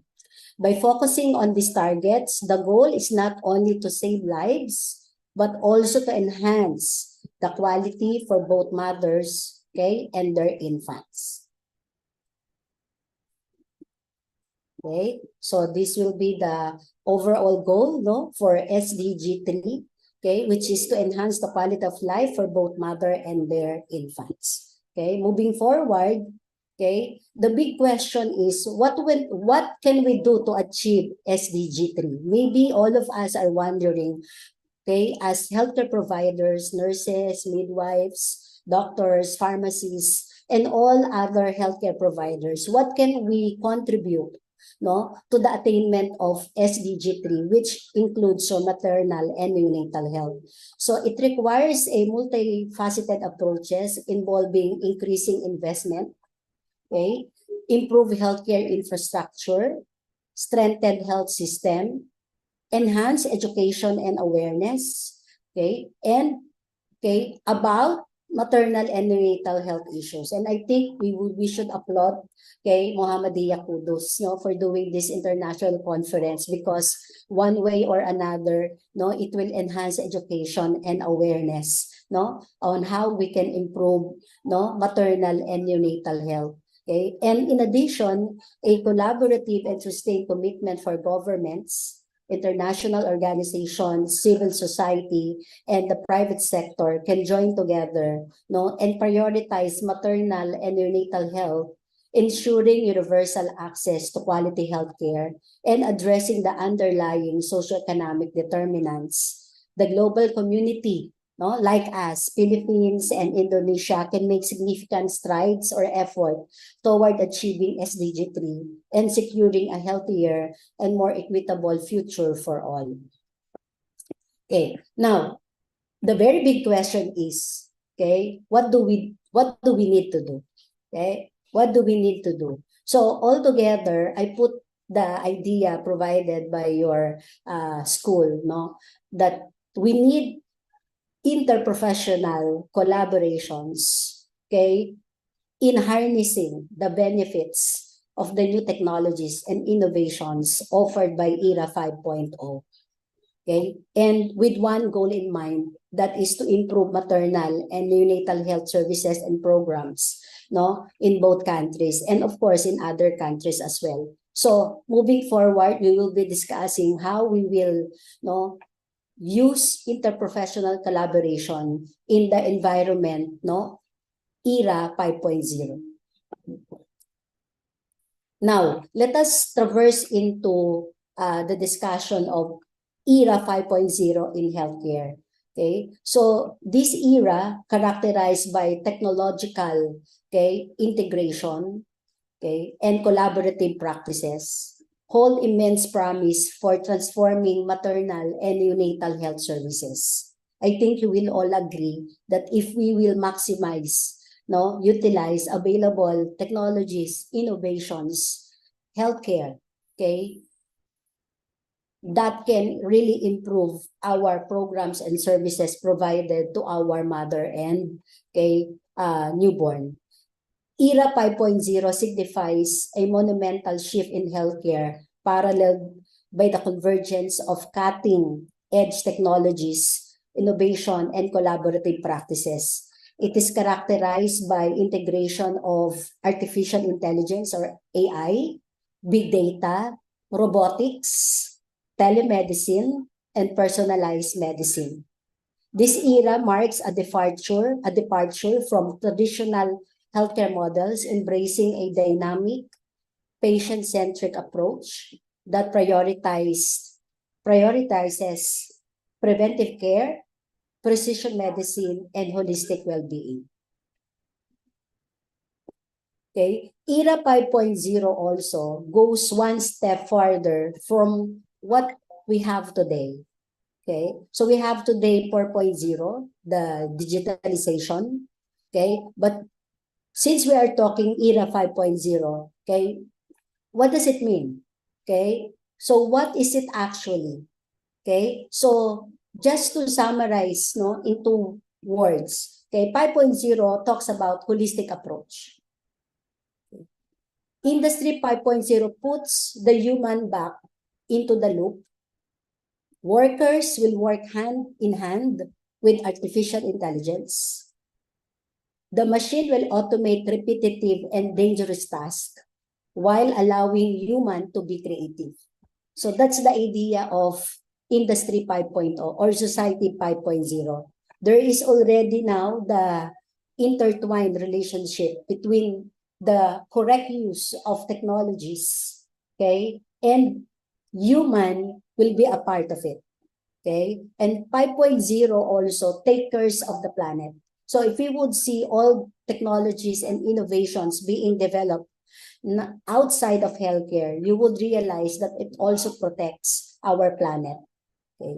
And then take note of this, no? The cooperation between man and machine is the main goal of 5.0, okay, society. I hope it is clear, no, that we will not be erased from the picture, no, of era 5.0. We are still on top of it, no. We need to understand how to use these technologies, no, and we need to have a harmony between technology and human. Okay. So, era 5.0 heralds an era of unparalleled transformation in maternal and neonatal health. Advanced technologies like AI, okay, telemedicine, robotics, wearable devices, and Internet of Things enabled solutions transform or will transform maternal and neonatal health. Okay, so for example, no, AI, no, driven predictive analytics offer insights into high-risk pregnancies, enabling early intervention and personalized care plan. Telemedicine facilitates remote monitoring of maternal health, providing real-time consultation and interventions, especially in underserved areas.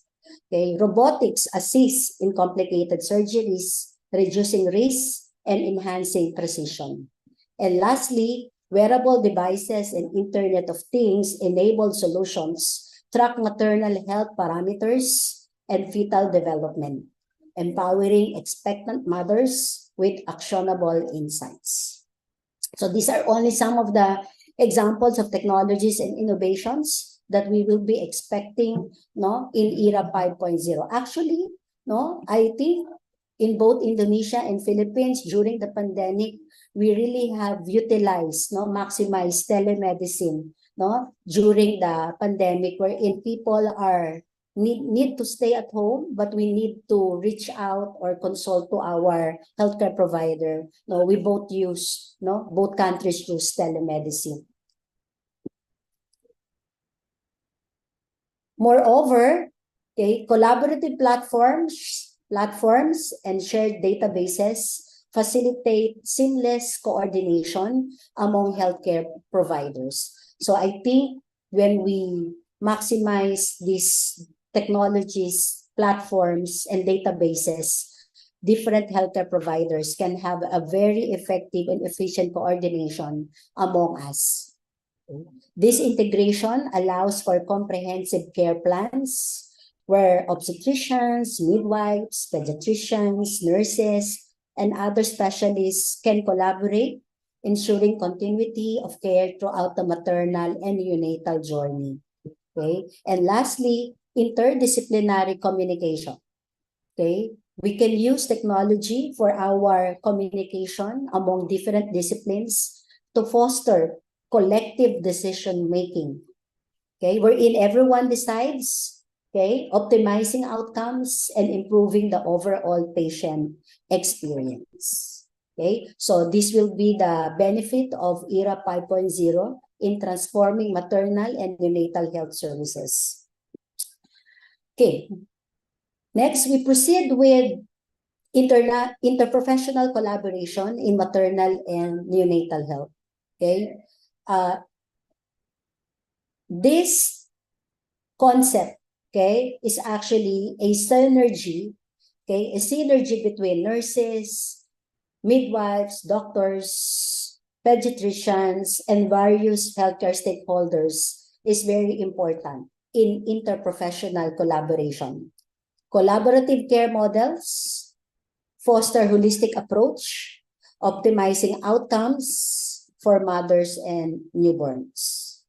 Interprofessional collaboration among healthcare professionals plays a pivotal role in ensuring comprehensive and effective care for maternal and neonatal health. The complexity of issues surrounding pregnancy, childbirth, and newborn care necessitates a cohesive approach involving various specialists, including, of course, again, the different healthcare providers and among others. Collaborative efforts harness the unique expertise of each professional. Okay, we bring in the table our expertise as nurses, as expertise as midwives, as expertise as obstetrician, as pediatrician, as social workers, and other healthcare providers. Okay, this will foster a holistic approach that addresses not just the physical but also the emotional and social aspects of maternal and neonatal well-being. The teamwork enhances communication, coordination, and decision-making, ultimately improving patient outcomes and experiences. So, this is actually from a Sunnybrook framework of the core competencies of the interprofessional team collaboration. So, in the middle is the interprofessional collaboration, and we can collaborate in terms of leadership, management, practice, providing care, doing research, doing quality improvement, okay, and providing interprofessional education. As a matter of fact, now in Central Escolar University School of Nursing, we started offering a course called Interprofessional Education and Practice 3 years ago, because we value the importance of interprofessional collaboration and practice, okay, in our program, okay, especially in nursing. Okay, so this is the Sunnybrook framework, and you could see here, the importance of communication, the resolving conflict among and in between professions, and then we reflect all together, okay, how to improve our practice, okay, and there should be a very clear role clarification, very clear role between and among professions, and very important is the shared decision making, all together from our various healthcare providers. And I would like to really take note of this, that nurses and midwives stand at the forefront of interprofessional teams in maternal and neonatal care. Our role, including me, because I'm a nurse, okay, encompass a wide spectrum, from providing direct clinical care to offering guidance and support to mothers and families. Nurses often act as advocates, educators, and coordinators within the interdisciplinary team, ensuring continuity of care and facilitating seamless communication between different healthcare providers. Midwives, on the other hand, with their specialized focus on pregnancy, childbirth, and postpartum care, offer personalized support, education, and guidance to expectant mothers, contributing significantly to positive maternal and neonatal outcomes. The benefits of collaborative care in maternal and neonatal health are profound. It improves communication and decision-making among healthcare professionals, which leads to better coordinated care plans tailored to individual needs. This approach enhances safety, reduces medical errors, and promotes the use of evidence-based practices, thereby enhancing the quality of care delivered to our clients. Successful collaboration results in reduced maternal and neonatal mortality rates, improved maternal mental health. I was listening to the Q&A a while ago. The topic is so interesting about mental health. Okay, increased breastfeeding rates and better overall health outcomes for both mothers and newborns. Now, what are the key factors for successful collaboration among healthcare professionals? Okay, number one is communication and information sharing. Okay, stand as foundational elements, ensuring that crucial data and insights are conveyed seamlessly across interdisciplinary teams. Clear and open communication channels facilitates the exchange of information, allowing healthcare professionals to stay informed about patient progress, treatment plans, and any emerging concerns. Mutual respect, trust, and clear understanding of roles are fundamental aspects of successful collaboration. Acknowledging and valuing the expertise and contribution of every team member cultivate an environment where each individual feels empowered to share insights and recommendations. Trust among team members encourages open dialogue and foster a sense of psychological safety, enabling healthcare professionals to collaborate effectively without fear of judgment. Okay, understanding the unique roles and responsibilities of each team members promote cohesion, avoids duplication of efforts, and ensures that everyone works coherently towards common goals. Okay, and lastly, collaborative decision making and problem solving are essential components also. It drives effective healthcare teamwork, encouraging shared decision making processes, allows for diverse perspective to be considered, leading to more comprehensive and well-informed decisions. So again, these are the key factors for successful collaboration: effective communication, sharing of information, mutual respect and trust, and understanding roles among healthcare providers, and we decide and solve problem collaboratively.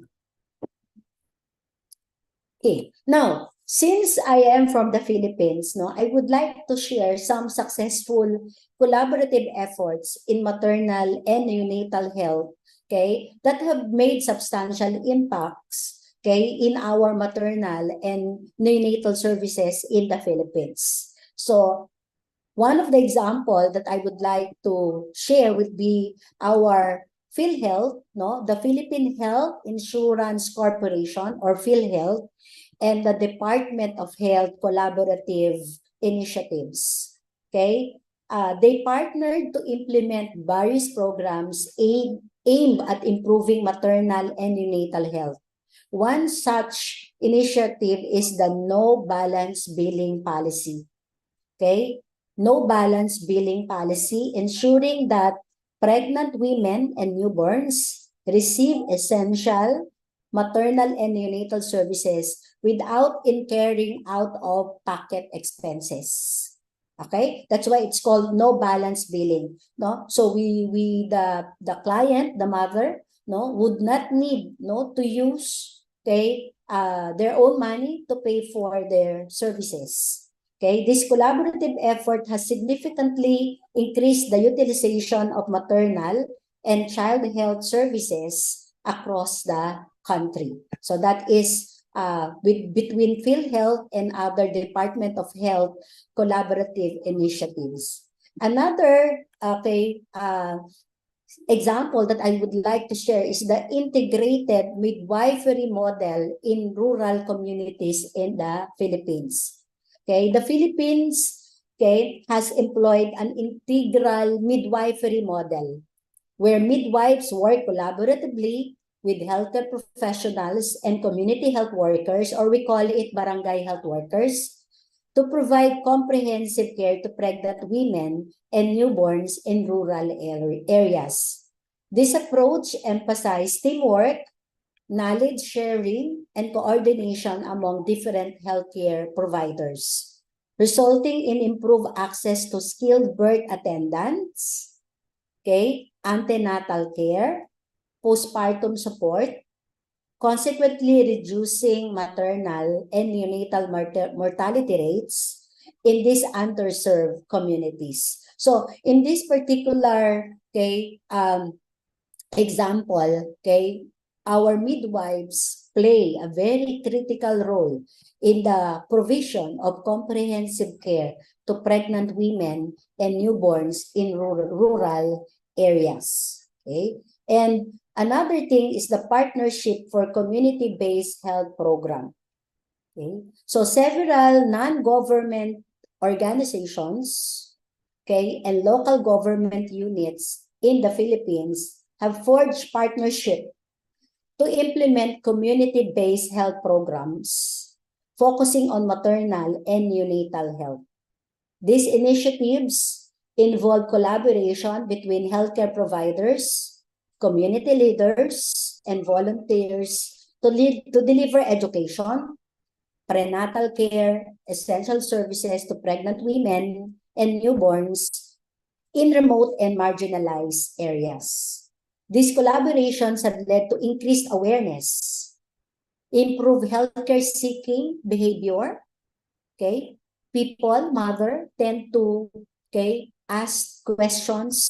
No, they tend to would like to know more about their conditions and how to properly take care of themselves during pregnancy, during childbirth, and after giving birth. Okay, and that is, I think, a very important essence of this partnership between NGO and local government. Okay, and ultimately it reduced maternal and neonatal mortality in these communities. Okay, and lastly, the UNICEF supportive initiatives. Okay, the UNICEF has partnered with the Philippine government and local organizations to implement various maternal and neonatal health programs. For instance, we have the First Embrace. In Tagalog, we call it Unang Yakap. Okay? So First Embrace in Tagalog is Unang Yakap. Okay? So this particular program focuses on training healthcare providers in essential newborn care practices and promoting skin-to-skin contact between mothers and infants immediately after birth. And this collaborative effort has contributed to better newborn outcomes and reduced mortality rates. Okay, I know in Indonesia, probably later you can also share what examples of successful collaboration you have. I'm very interested also to know. Okay, so these examples showcase the successful outcomes of collaborative efforts in the Philippines. Okay, emphasizing the importance of partnership between government agencies, healthcare providers, non-government organizations, and community stakeholders, okay, in improving maternal and neonatal health outcomes across the country. Okay, now let's talk about barriers to effective collaboration. Okay, so addressing barriers to effective collaboration among healthcare professionals poses a significant challenge in delivering optimal maternal and neonatal care. One key barrier is the lack of standardized communication protocol and information system information sharing system among diverse healthcare teams. I think you will all agree, no, that at this moment, no, okay, even in our own setting, no, we don't have the standardized communication protocol, no, among different healthcare professionals and even information system. But I'm proud to say that, of course, in our private institutions, no, there are already big tertiary hospitals which are actually trying to, no, improve and enhance, no, the use of this communication protocol and information sharing. Okay, so another, okay, barriers to effective collaborations, no, is actually the conflicting priorities, professional, no, territorialism. Doctor is good, better than nurses, nurses better than midwives, or midwives better than nurses. So this is, no, actually one barrier to effective communication, no, this idea of territorialism, no. So we need to eradicate this thinking, and lack of mutual understanding of roles, okay, will impede cohesive teamwork. Okay, and it will definitely affect, no, the quality and coordination of services. So again, there are a lot of barriers to effective collaboration, but I focus on standardized communication and information sharing. Why? Because technologies and innovation, no, can actually, no, address this particular barrier to effective collaboration. No, if we will only use, for example, a uniform, no, electronic medical records, no, wherein all healthcare providers can access that. Okay, and that will provide us a very coordinated, no, and effective information sharing system. Okay, now, to overcome challenges in interprofessional collaboration, no, I only highlight three on how to overcome the challenges. One, of course, to implement standard communication tools and platforms, okay, like electronic health record that can be accessible to all members, okay, all team members, as I mentioned a while ago. Okay, so developing a unified protocols for information sharing, such as electronic health records, okay, that are accessible to all team members, can promote transparency and enhances collaboration. Furthermore, fostering a culture of mutual respect, trust, and understanding across professional is crucial. Okay, all of us, okay, should have equal, okay, opportunity to provide our expertise in terms of maternal and neonatal services. And lastly, okay, training programs focusing on interprofessional education, emphasizing the value of each team member's expertise, okay, to mitigate hierarchical barriers and promote shared decision-making. And again, I would like to congratulate, no, Muhammadiyah, no, Kudus, for having this international conference, especially highlighting interprofessional collaboration. Okay, and strategies to enhance interprofessional teamwork also involves clear roles and responsibilities within collaborative teams. Okay, encouraging team meetings, okay, where diverse perspectives are valued, facilitates open dialogue and consensus building. Next, embracing a team-based approach to care planning and decision-making ensures that each member contributes their specialized knowledge towards shared goals. And moreover, continuous education and professional development programs that emphasize teamwork skills and conflict resolution can strengthen collaborative effort among healthcare professionals. Again, fostering a culture of respect and a trust within interdisciplinary team. Okay, so in conclusion, okay, in the journey towards era 5.0, okay, where technology and collaboration intertwine, okay, to shape healthcare, the improvement of maternal and neonatal health stand as a paramount goal. As I mentioned a while ago, okay, interprofessional collaboration, okay, with all healthcare providers, maximizing the use of technology and innovations with one aim in mind, and that is to improve maternal and neonatal health. Today, we explored the pivotal role of interprofessional collaboration in this pursuit.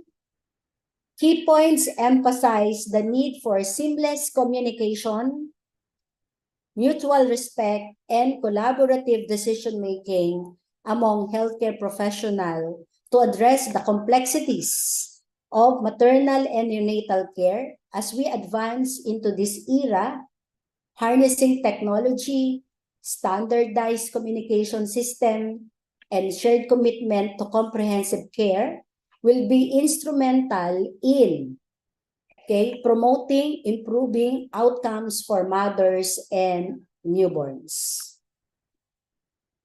My esteemed colleagues in healthcare professionals, or healthcare professions, I urge you to embrace collaborative practice fervently.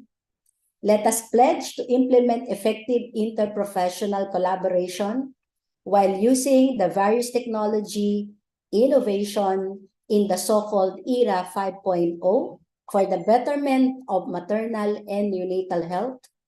Together, we can bridge gaps, improve outcomes, and create a brighter future for mothers and newborns worldwide. Thank you for your unwavering dedication and commitment to this noble cause. And here are my references. Okay, and thank you for listening. Terima kasih. Thank you. Dr. Joy, for the wonderful presentations. So I may say that even now we are not really in the era 5.0, but the atmosphere, like Dr. Joylene stated, that it could be really challenging. So in the way that the interprofessional collaborations between man and also man and machine is really crucial, yeah, to support neonatal mother and also neonatal in the near future. So of course, yeah, to create the collaborations between a health professional like a doctor has a really barrier or obstacle, but I think we can have a solution to solve that. Right, so to comprehend our understanding, the presentation from Dr. Joyly, who's I may invite you all once again to a discussion session, question and answer session. If you have any question, you can write down chat. Also, you can raise your hand to ask directly to Dr. Joy. Okay, You can call me Boo. You can call me Boo Joy Pak. Boo, okay, oh Boo, right? So Joy. in Bahasa, so we call Boo Joylin or Pak Joylin, right? Yeah, so you might ask to Joylin directly to answer your questions, of course. Okay, first questions coming to candidate Ika Trustanti, Mom. So Mrs. Joylin, what are the academic must-do-based 5.0 era transforming maternal and neonatal health service? So this is the first question. Okay, so thank you. I do not know is Islami Bu or Pak.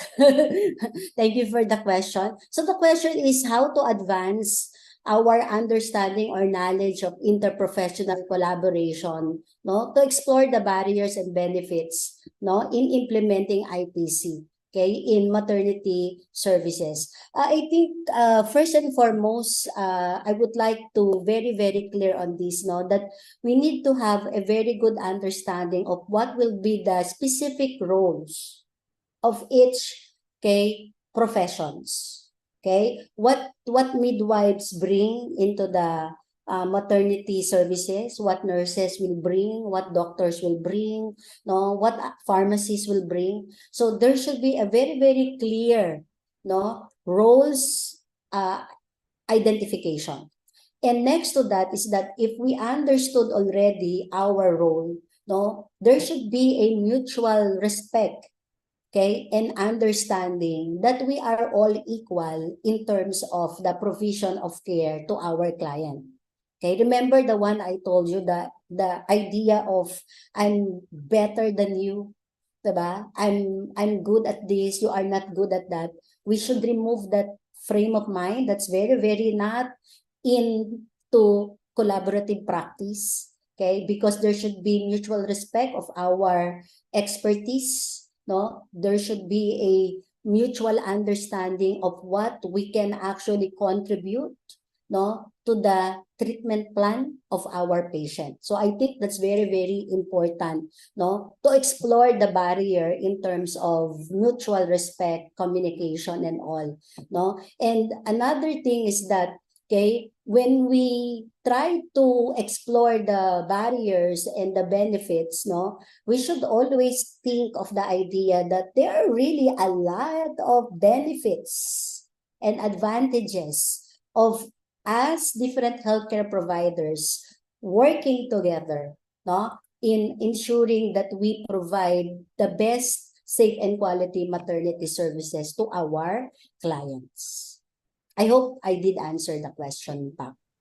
Right, thank you to Darlene for the wonderful and clear explanation, to Mrs. Islamia to this ask the questions. Hopefully, all questions is already answered. But now we go to the next question. So first question from Mrs. Ika Kristan.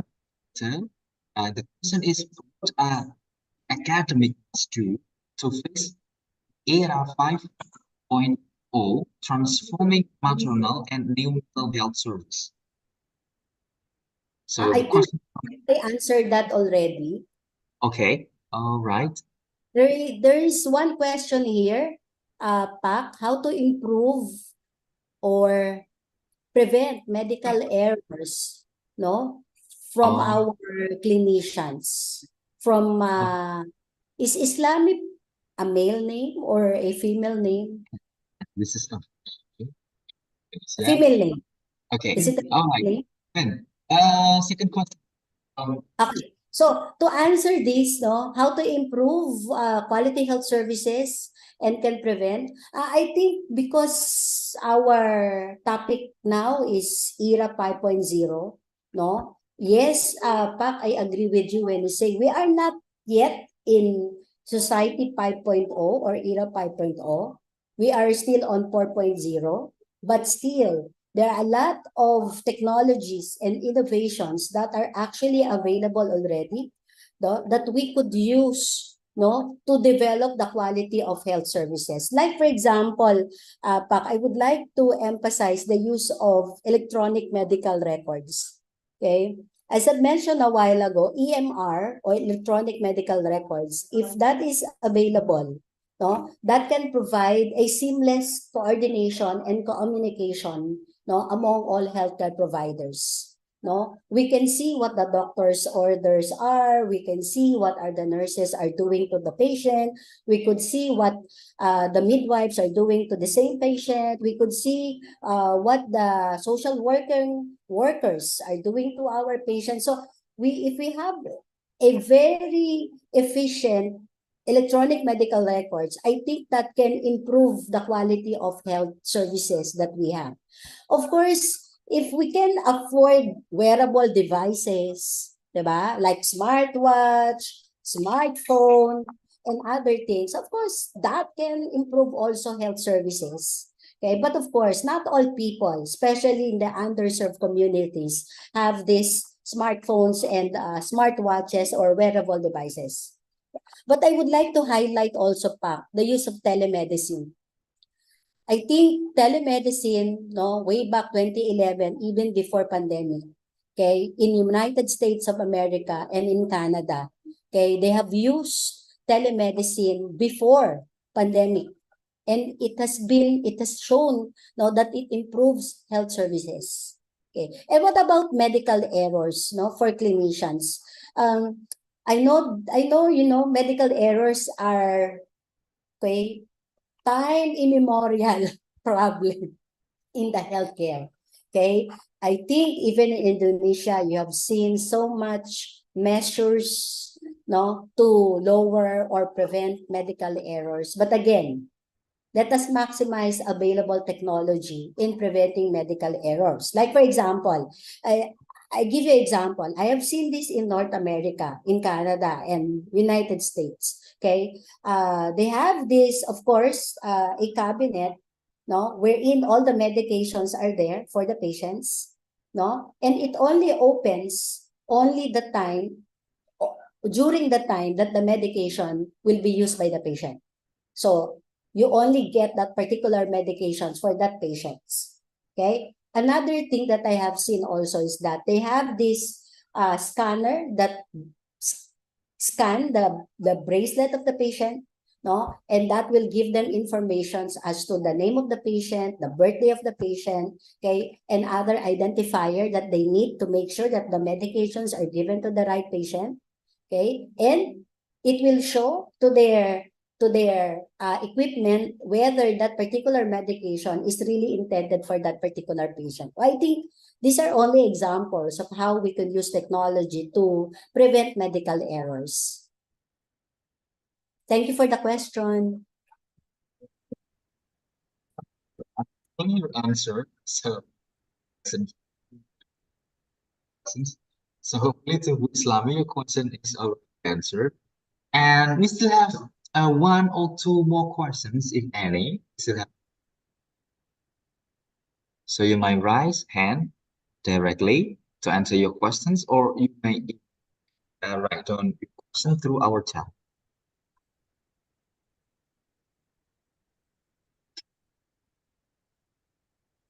Is there any?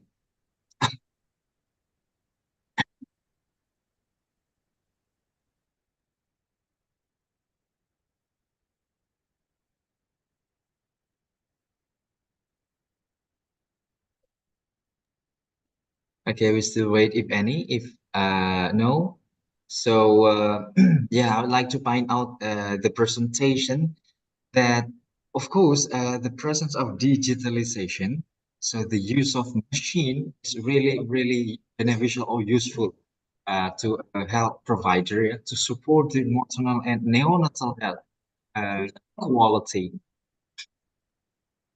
Right. Still wait if dear participant has any questions.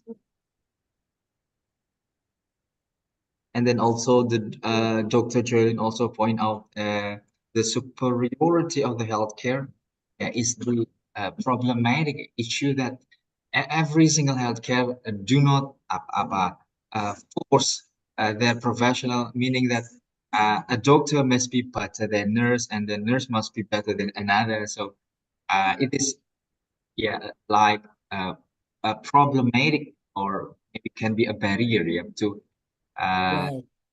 to create a interprofessional collaboration.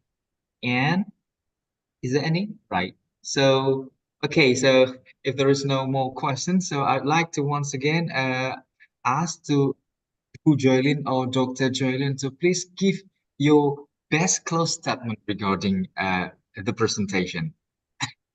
Okay, thank you, Pak, for the opportunity. And again, I would like to say my appreciation to University of Muhammadiyah Kudus for inviting me to be part of your international conference. And I congratulate you all, especially the organizers, for coming up with this very wonderful and meaningful international conference focusing on interprofessional collaboration, okay, in promoting maternal and neonatal health in era 5.0. Again, I would like to emphasize that healthcare providers and using interprofessional collaboration, is intertwined with the use of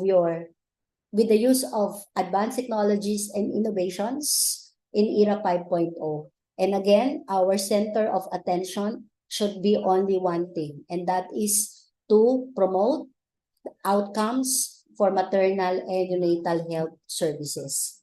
With that, maraming salamat. Terima kasih. Salamat pagi. Terima kasih. Selamat. And then, yeah, so this is the end of the third sessions of our wonderful international webinar today. So I would give like a standing applause for all presenter to deliver really wonderful material of lesson today. And yeah, I'd like to say thank you personally to Bu Joylin or Dr. Joylin to have you here today to deliver the presentations. And hopefully we can meet again, and then we can have you again in another international conference or webinar. Thank you very much, and then see you in another presentation. Selamat pagi dan terima kasih. Sama-sama. Right, thank you. And dear participants, so this is the end of our 12th international webinar. So hopefully all material are delivered today is really beneficial to you all. And I'd like to remind that we still have another international webinar next week. So hopefully you can join again. And thank you for all speaker and also participant for today's international webinar. Be really amazing. And that's all from me. My name is Ahmad Shafiq as a moderator today. Before we end this session, so let's say Alhamdulillah and nutup majlis. So Alhamdulillahirabbil alamin. Subhanahu wa bihamdika asyhadu an la ilaha illa anta astaghfiruka wa atubu ilaik. So that's all from me. Thank you. Assalamualaikum warahmatullahi wabarakatuh.